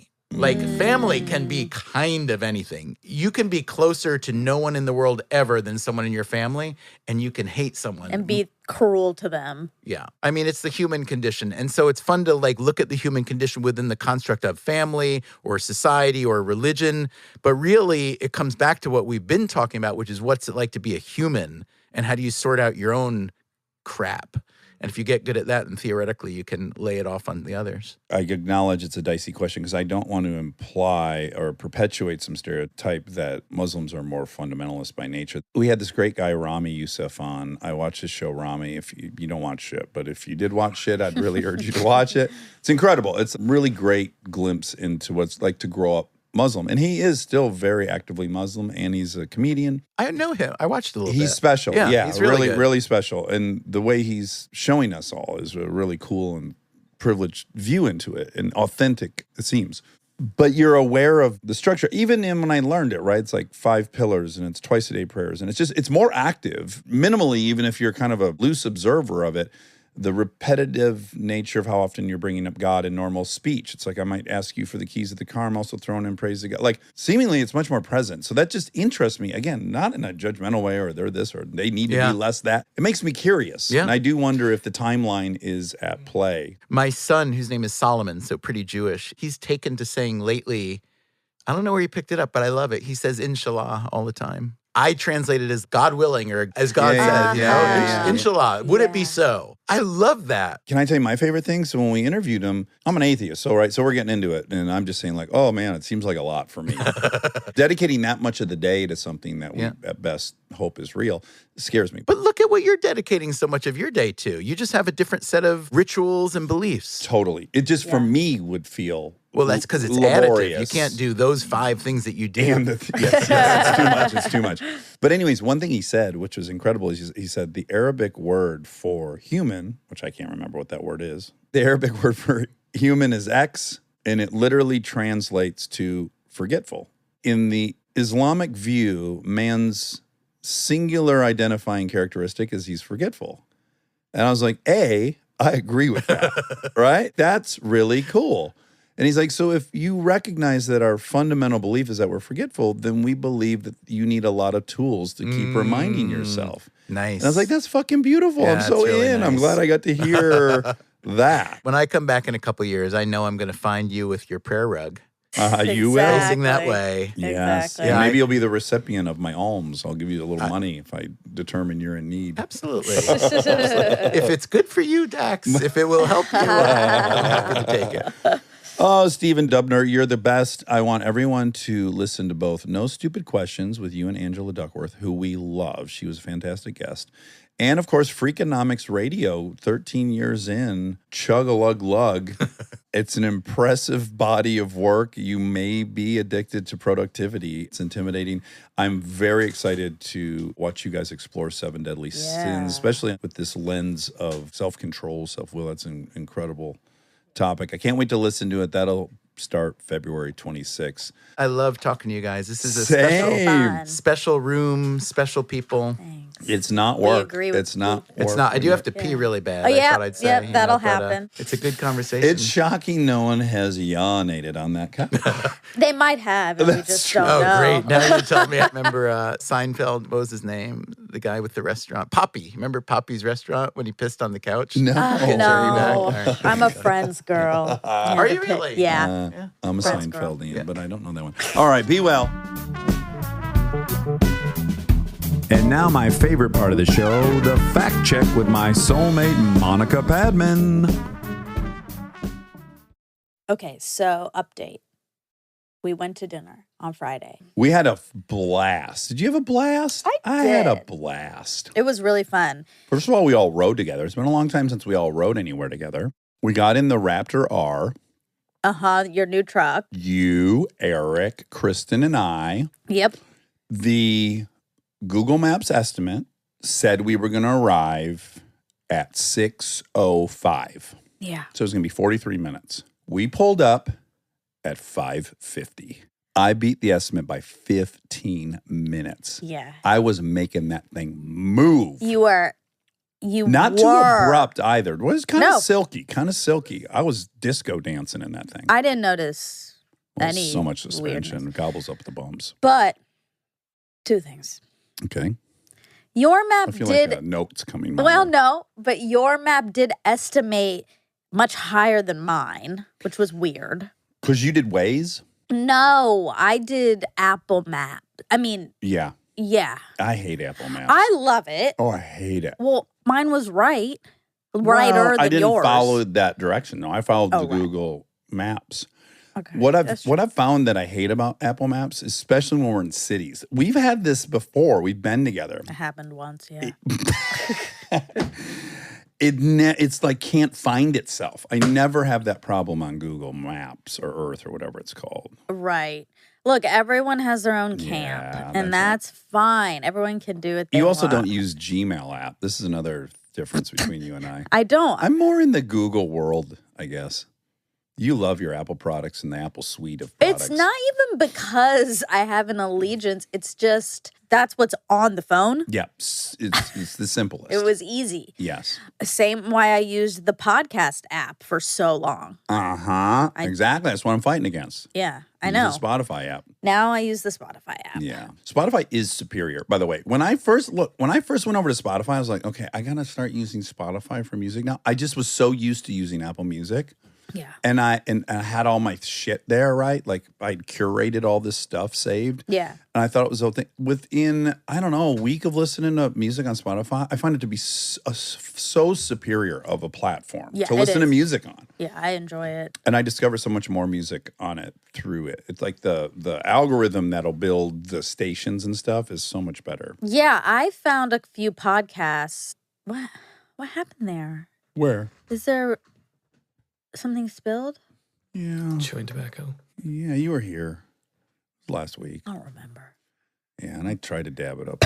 I don't want to talk about it. I'll do something. It's fine. I just didn't. I gotta get a vacuum to get the debris up. There's some tobacco debris.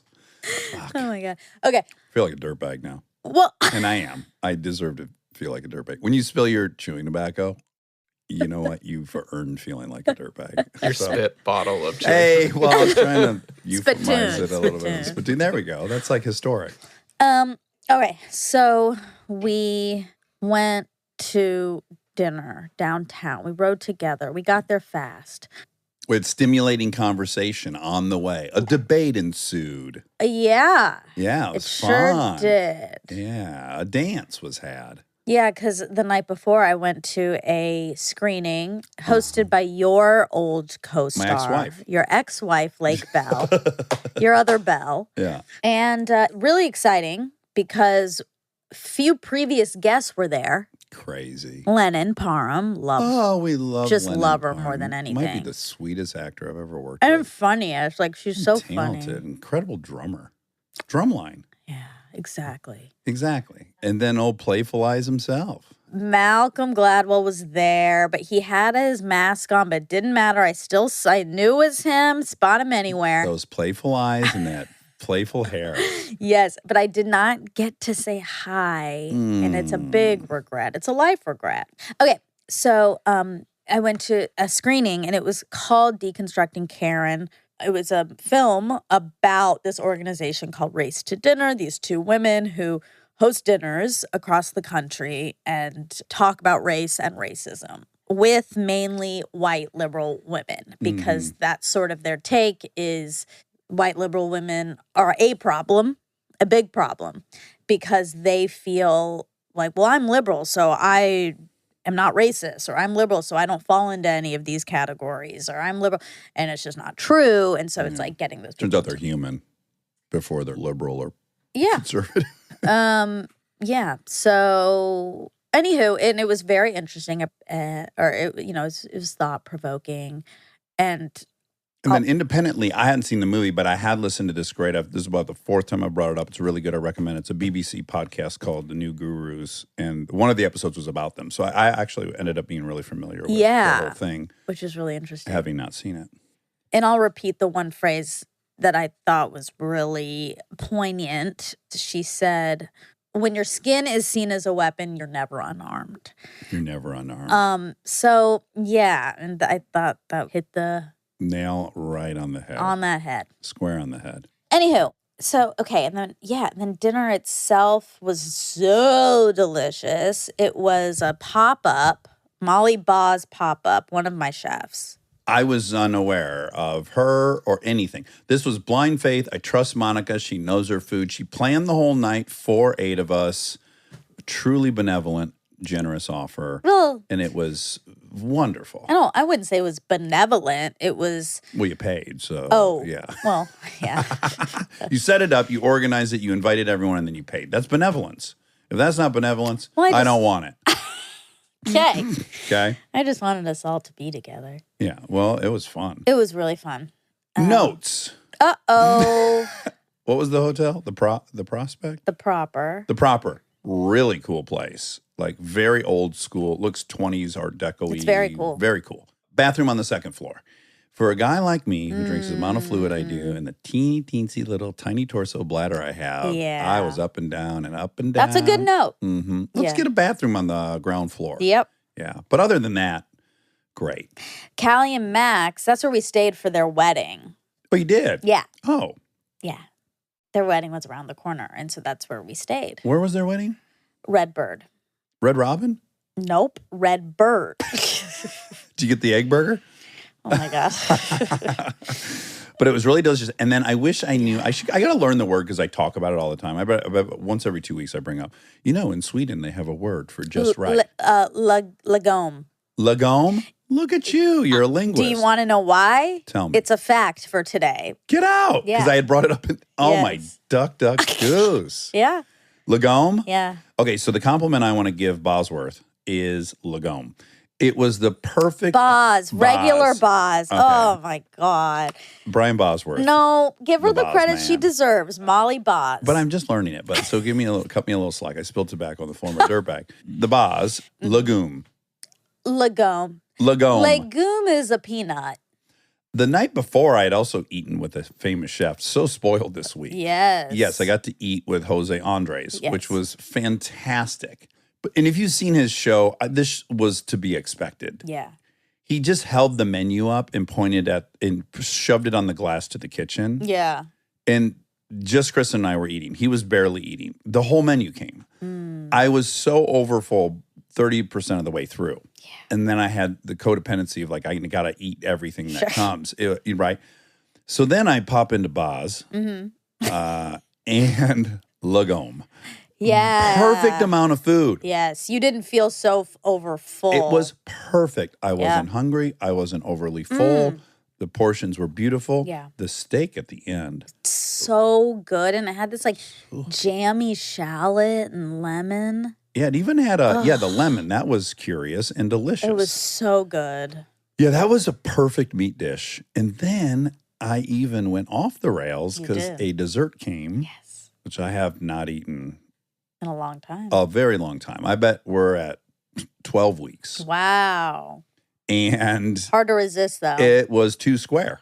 You know me, I love You hate circles. I love big features, but I love square stuff. So this perfect fucking rectangle comes out, yeah. and it's got peanut butter in it. It's ice cream. It's ice cream, but it's got a shell on it one does. side. Peanut It's butter crunchy. shell. Yeah, and I can't eat peanut butter. I'm allergic to it. It makes my joints Right. hurt.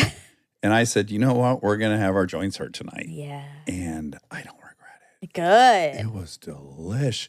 The textures. And the weirdest thing happened. What? Everyone cleaned their plate, lickety lick. They were slothering up every last bit of that yummy dessert. We look over in teeny torso, miniature mouse, Maximus Overdrive Yep. had eaten about 40% of her dessert, Lagome.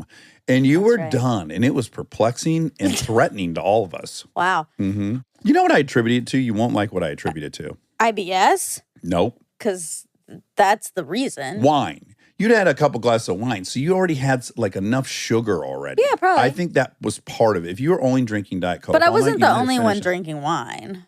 But you were the only one that didn't finish your dessert. So, So exactly. If all the wine drinkers had the that would same have been conclusive. Yeah. Yeah, this is. proprietary to me. But that was part of my explanation. Yeah. that is definitely part. Also, look, Look at me. I love ice cream. Mhm, Okay. mhm. But it's not my favorite dessert. I like a chocolate Cookie. cake. I like a cookie. I You like cookies. warm cookies. I love dessert, but ice cream hurts my stomach. It just Mhm. will hurt my stomach. Like that You is poop your pants. so I can only eat so much, and I'm aware of that at this point in my life. So I only eat so much. So unlike me, who's like, I'm also aware that this is going to make my knees hurt. Yeah. But it's not like, I mean, you're not going to poop your pants on the ride home. Like, No. it feels more. Immediate. Yeah. Yeah, it does. And not like something I can just push through. I also have a medication I can take when I get home at night, which is exactly what I did. I take my immune suppressant, and Yeah. then it alleviates a lot of that. Yeah. If I didn't have that, I probably might not have made that decision. Yeah. I probably might not have. Yeah, but it was so good. And then I got to meet her, and that was really exciting. Oh, she was there. Yeah. That was a very big chef week for me Tell me more. because I got to meet Oh, your hero. Easter egg. I You got to eat at meet Easter, buddy. two Yeah. of my chefs. And By the boy, way, oh that boy, Easter egg. it's great. The Easter egg goes down. The Easter egg. It's in my top 5 moments we've had in 5 years. I was very welled up. And it was Yeah. very emotional, and I was very proud of my friend. Yeah, I feel weird. I mean, know you do. I We'll know talk you do. about that Yeah, on yeah. that episode. Yeah, I know I you don't do. deserve credit. Like, no, you shouldn't feel proud of me. I do. Well, You can't change that. You can't really tell me when I can and You're can't right. feel proud of you. you're right. I can't, but I You have don't a hard take time. pride in that. Right. Like, I was just being a person. I don't know. You spoke positively about someone that was canceled, just without the Easter egg. We just have to say that because this makes no sense without Okay, that. you're right. Yeah. Yeah. Yeah. So I was aware. Because I think positively about her. I know. so- And I'm glad you were true to that and ignored whatever societal pressures might have been telling you True. to just keep it under your hat. You could have just told yourself, like, oh, yeah, if you meet me, Monica, in real life, I'll tell you who I love. I have no obligation to be public about it and then right. ensnare Right, myself in right. some debate. Right. I don't. My life's too short to be ensnared in these debates. I make those decisions. Yeah. You know, we're all navigating like what level of Yeah. ensnarement we have an appetite This for. is true. Yeah, and I was proud that you didn't care, that you liked someone enough to be positive about them. Yeah. So it was a big chef week. I got to meet two, and Yeah. I feel like I didn't do as good of a job with Molly Why? What? as I did with. Walk me through the whole thing. Like, does she know you're a fan? No, Do you tweet see, so about her? that- Is she? I do not tweet, post. but- I do sometimes post. Like I posted the chicken. Mhm. So you went and you introduced yourself to her. Yeah, and Did she know who you were?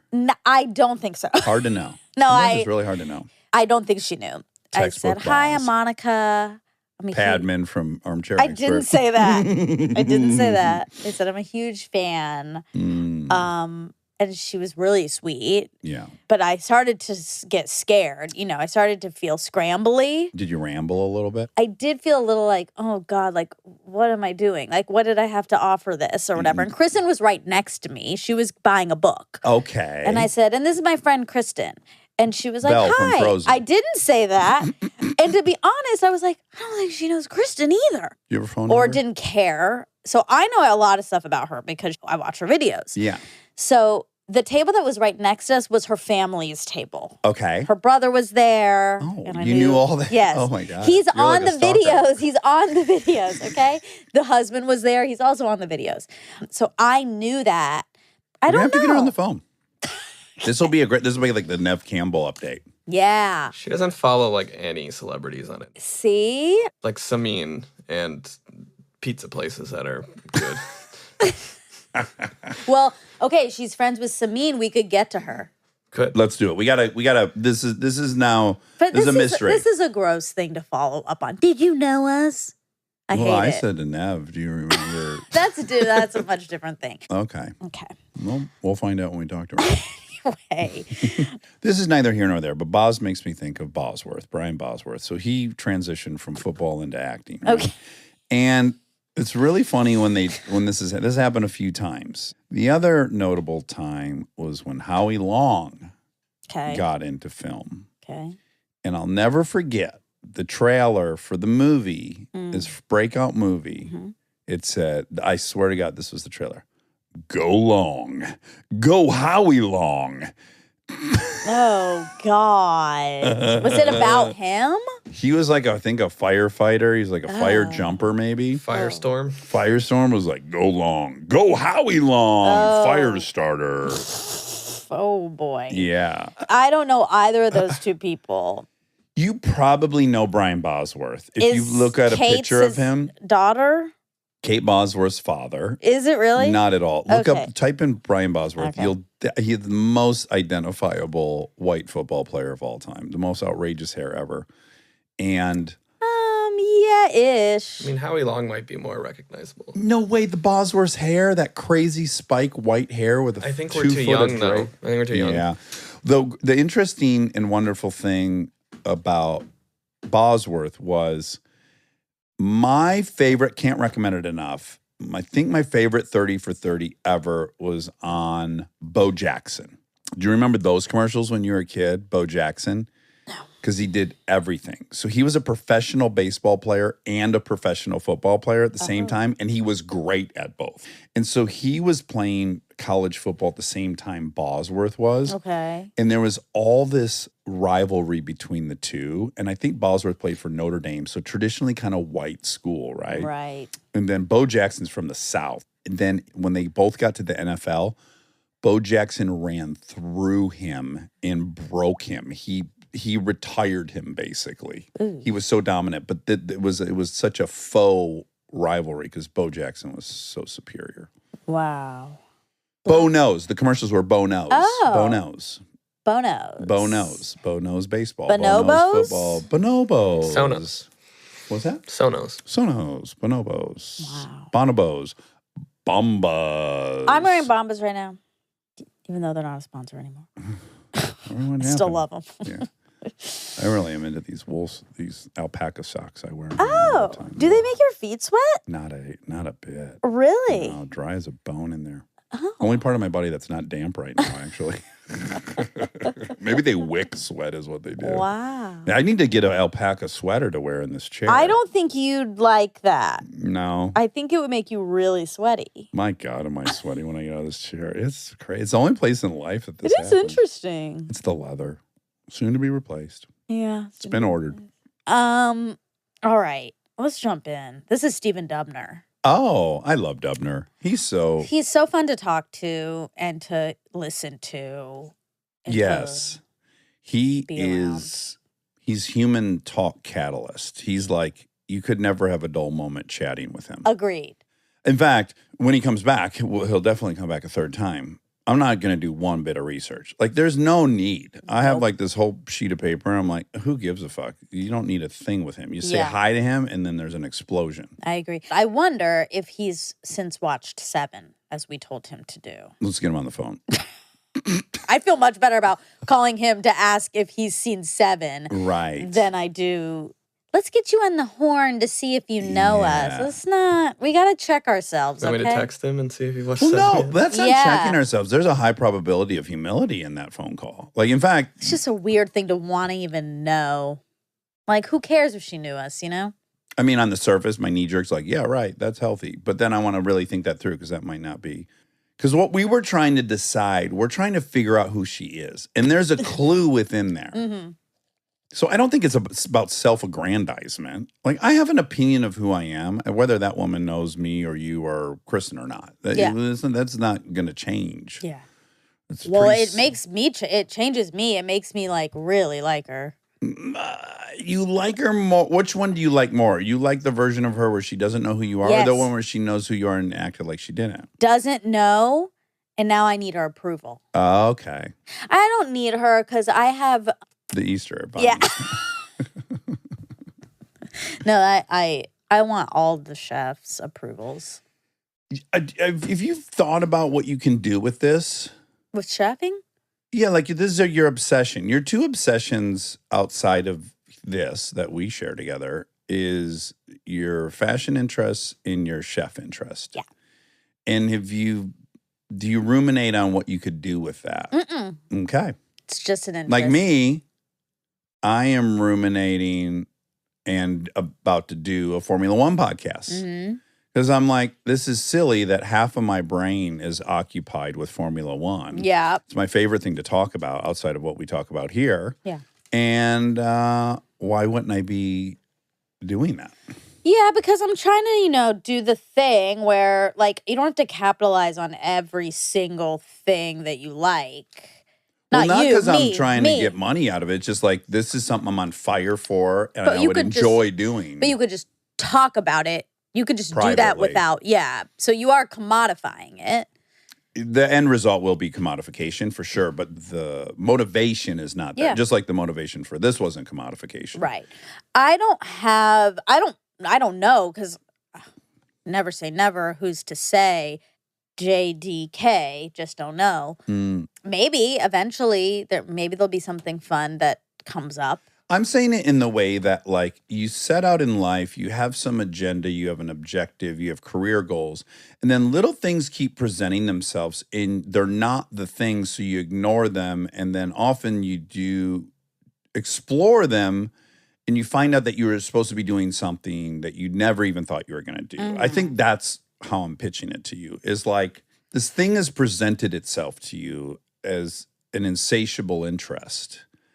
And so in some capacity, if you could make that also your work, it's like, it's the best 2-for-1 ever because it's not work at all. Yeah, but I have work. Like, maybe it's you write about it. Like, I don't know what it is. It's just, Okay. I have a lot going on, I know. Like, so I don't. I'm not I don't- sitting at home twiddling my thumbs either. Yeah, but I don't. So that's my point. I have enough work that's also fulfilling going on that why Yeah. would I do that? That is a place to go not work. That's the thing to do at night To when I escape. can it's like, just watch these videos and Yeah. and cook my chickens and carve my chickens and all of that. Like Yeah. I don't actually want that. Fashion is different. Okay. Much different. Okay. I don't want to make that work, but I want to make that part of my life. See, that's what my thing with F1 is like. By me having a podcast, it's going to open up the door to me maybe going and experiencing the race in a different way. Like, it's a way for me to actually get involved with this obsession I have. Yeah. In a way that's more than just observer. Like, I want to somehow participate I in get it. that. So it's really like an avenue for participation for me. Mm-hmm. Yeah, I mean, I really do want to go to fashion shows. Speaking of cars. Yeah. The Jaguar is at the third biggest cat. Jaguar is also a car. Hold on a second. I just want to double check myself. Tiger's the biggest. Lion's the second. Yeah, Jaguar's the third. Yeah, that's right. Followed by the leopard. Yes. Then followed by the cheetah. No. Oh, okay. Oh, the cougar or the puma. Puma, yes. Yeah, puma, cougar. And then cheetah. Yes. And then the lynx. No. Well, no. And then down at the end, the ocelot. Let me read. Okay. I did pretty good, though. Really good. Tiger, up to 715 pounds. That's a Siberian, much bigger than the Bengal tiger. Lion, up to 600 pounds. Ooh, daddy. Jaguar, up to 300 pounds. Oh, baby. Leopard, Oh. up to 200. Oh, no. Oh, my God. Give me Oh. that. How much food do you eat with your big jaws? So much red meat. Ew.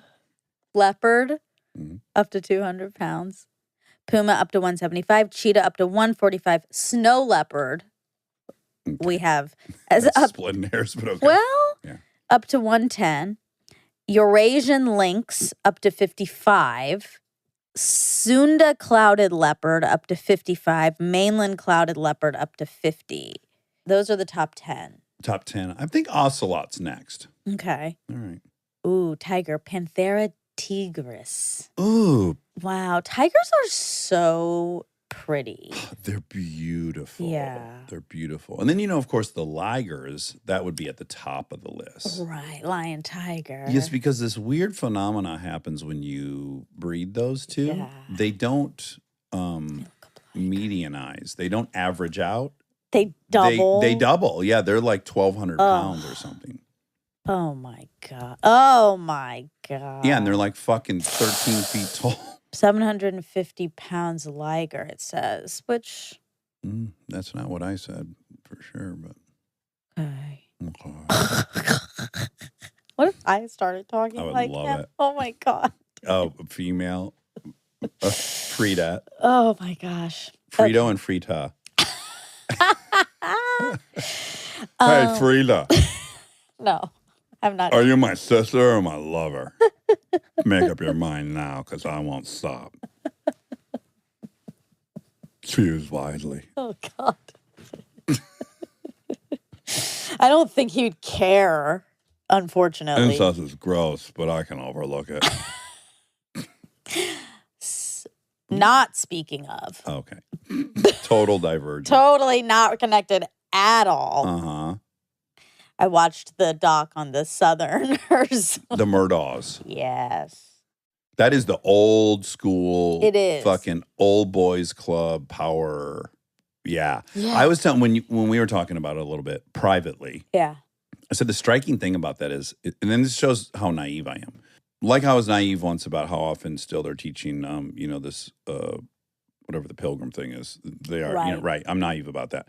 So I was a little naive. Like the whole doc seems like a documentary made about a family in the 1930s. Exactly. Like you just don't think that in our modern day of communication, like a and family would Twitter, have power like that. Yes, like a whole stranglehold, like multi-generational DAs and all this stuff. Like Yeah. that's a Taylor Sheridan TV show, but Yeah. that's real. Yeah. Not only real, this is like 2 years ago. Mm-hmm. Yeah. If you don't know, it's a Southern family In South Carolina, right? in South Carolina. The son is in a boating accident. Someone dies. Uh-huh. And there's kind of a cover-up ease. Yeah, he was clearly situation. driving, or he was allegedly driving. Let me be. They are all a family of lawyers. It doesn't matter. He's dead. That's what's crazy is they. That's a good point. That's a spoiler. No, but the family. I talk about a conflict of interest. The family is all DAs. Yeah. And they own the biggest law firm for defense attorneys in the town, Yeah. county. I don't know what it is. Yeah. So they own law, whether you're prosecuting or defending. Yeah. And so, man, can they manipulate? When the people who appear on the doc and who are talking, like the friends and stuff, it's like, I know all these people. I know every single one of these people. That was the part that was really reminiscent for me is his friend whose girlfriend was killed by him. Yes.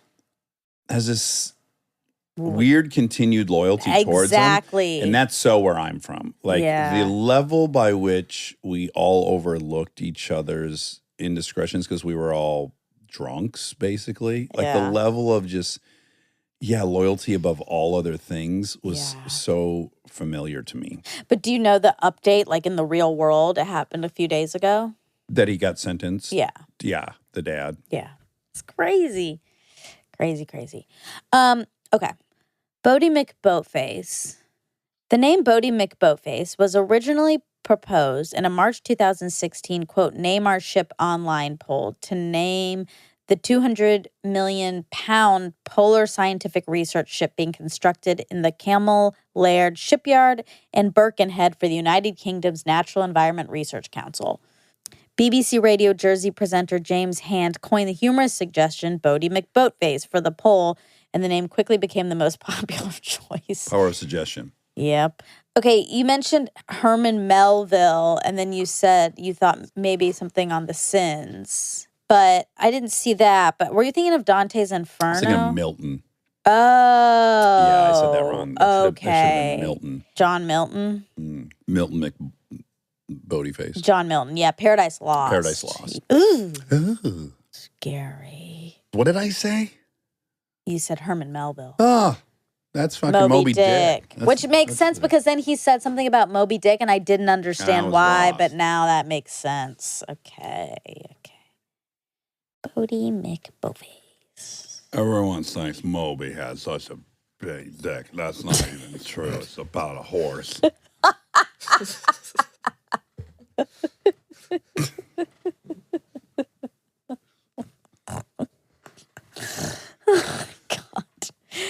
Oh my God. Okay. How many grandchildren does Mitt Romney have? Okay. Mm-hmm.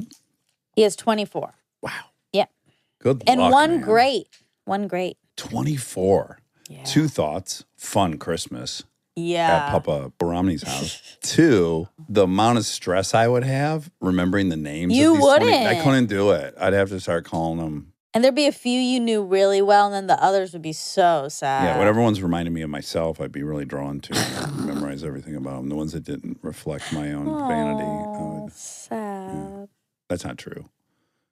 I'm particularly keen on Delta, and she's not my carbon copy. Well, you called her a hothead the other day. She is a hothead. Oh, because I don't think she gets that from Kristen. Oh, contraire, mon frere. Oh, mon frere. Oh, Kristen is much more explosive than me. Like when we were first together, when we would fight, I was shook by the volume and loud and the slamming of the doors and the peeling out. Like actually, yeah, Okay. I don't know. Okay. All right, that's pretty much it. I mean, there's some others, but it's not all that good. You lost interest in it? Yeah. It's just not that important. Yeah. That's that. That's that. Well, I love him. Yeah. He's great. He's Smart great. son of a gun. Very. That was a pop out when we were talking about the same guy. Yeah. Sapolsky. Sapolsky. Robert Sapolsky. Yeah, and I didn't even know. I felt so. That's a great example of his grandchildren. And that's my favorite book. Yeah. And I don't know the author's name. There's Yeah. That's okay. Of course, Look I at want to his blame it on beard. like a block. Oh my God, that's Sapolsky? Yeah. He looks like a Nick Offerman character. He does. He has a very large beard. And he's too busy for us. We keep reaching out to him. And He has a lot going on. yes. And generally when we reach out to people, like either it's a no or if it's a yes, but they're busy, they'll go like, we'll touch back in a month or something. And they were like, we'll talk to you in the fall. Yeah. Steven said one of his other books that's popular is Why Zebras Don't Get Ulcers. And it's for understanding the science behind the stress and all the harm that stress can inflict. It's pretty cool. Really cool. He also has one called A Primate's Memoir. I must read that. You must. It's stupid I haven't. And Monkey Love. Oh. I specialize in. Oh, one called The Trouble with Testosterone. He has a lot of books. Oh my God. There's nothing wrong with Oh, testosterone. It's the Behave fruit is of from the gods. 2017. Oh my God. I'm so late. But he has 6 a years. new book, Oh my God, what is it? Determined. What? The Science of Life Without Free Will. Oh, shit. It comes out in October of this year. Well, why is the maybe probably that's why why I they said said fall. fall. He said he had just finished writing We this book. figured it That's out. what was confusing. Thank you, Rob. That's the most material thing was they said he just finished writing a book. We'll talk to you in fall. It It's was like, him directly, too. oh wow, you're talking with him Yeah. personally? So special. All right, till then. Love you. Love you.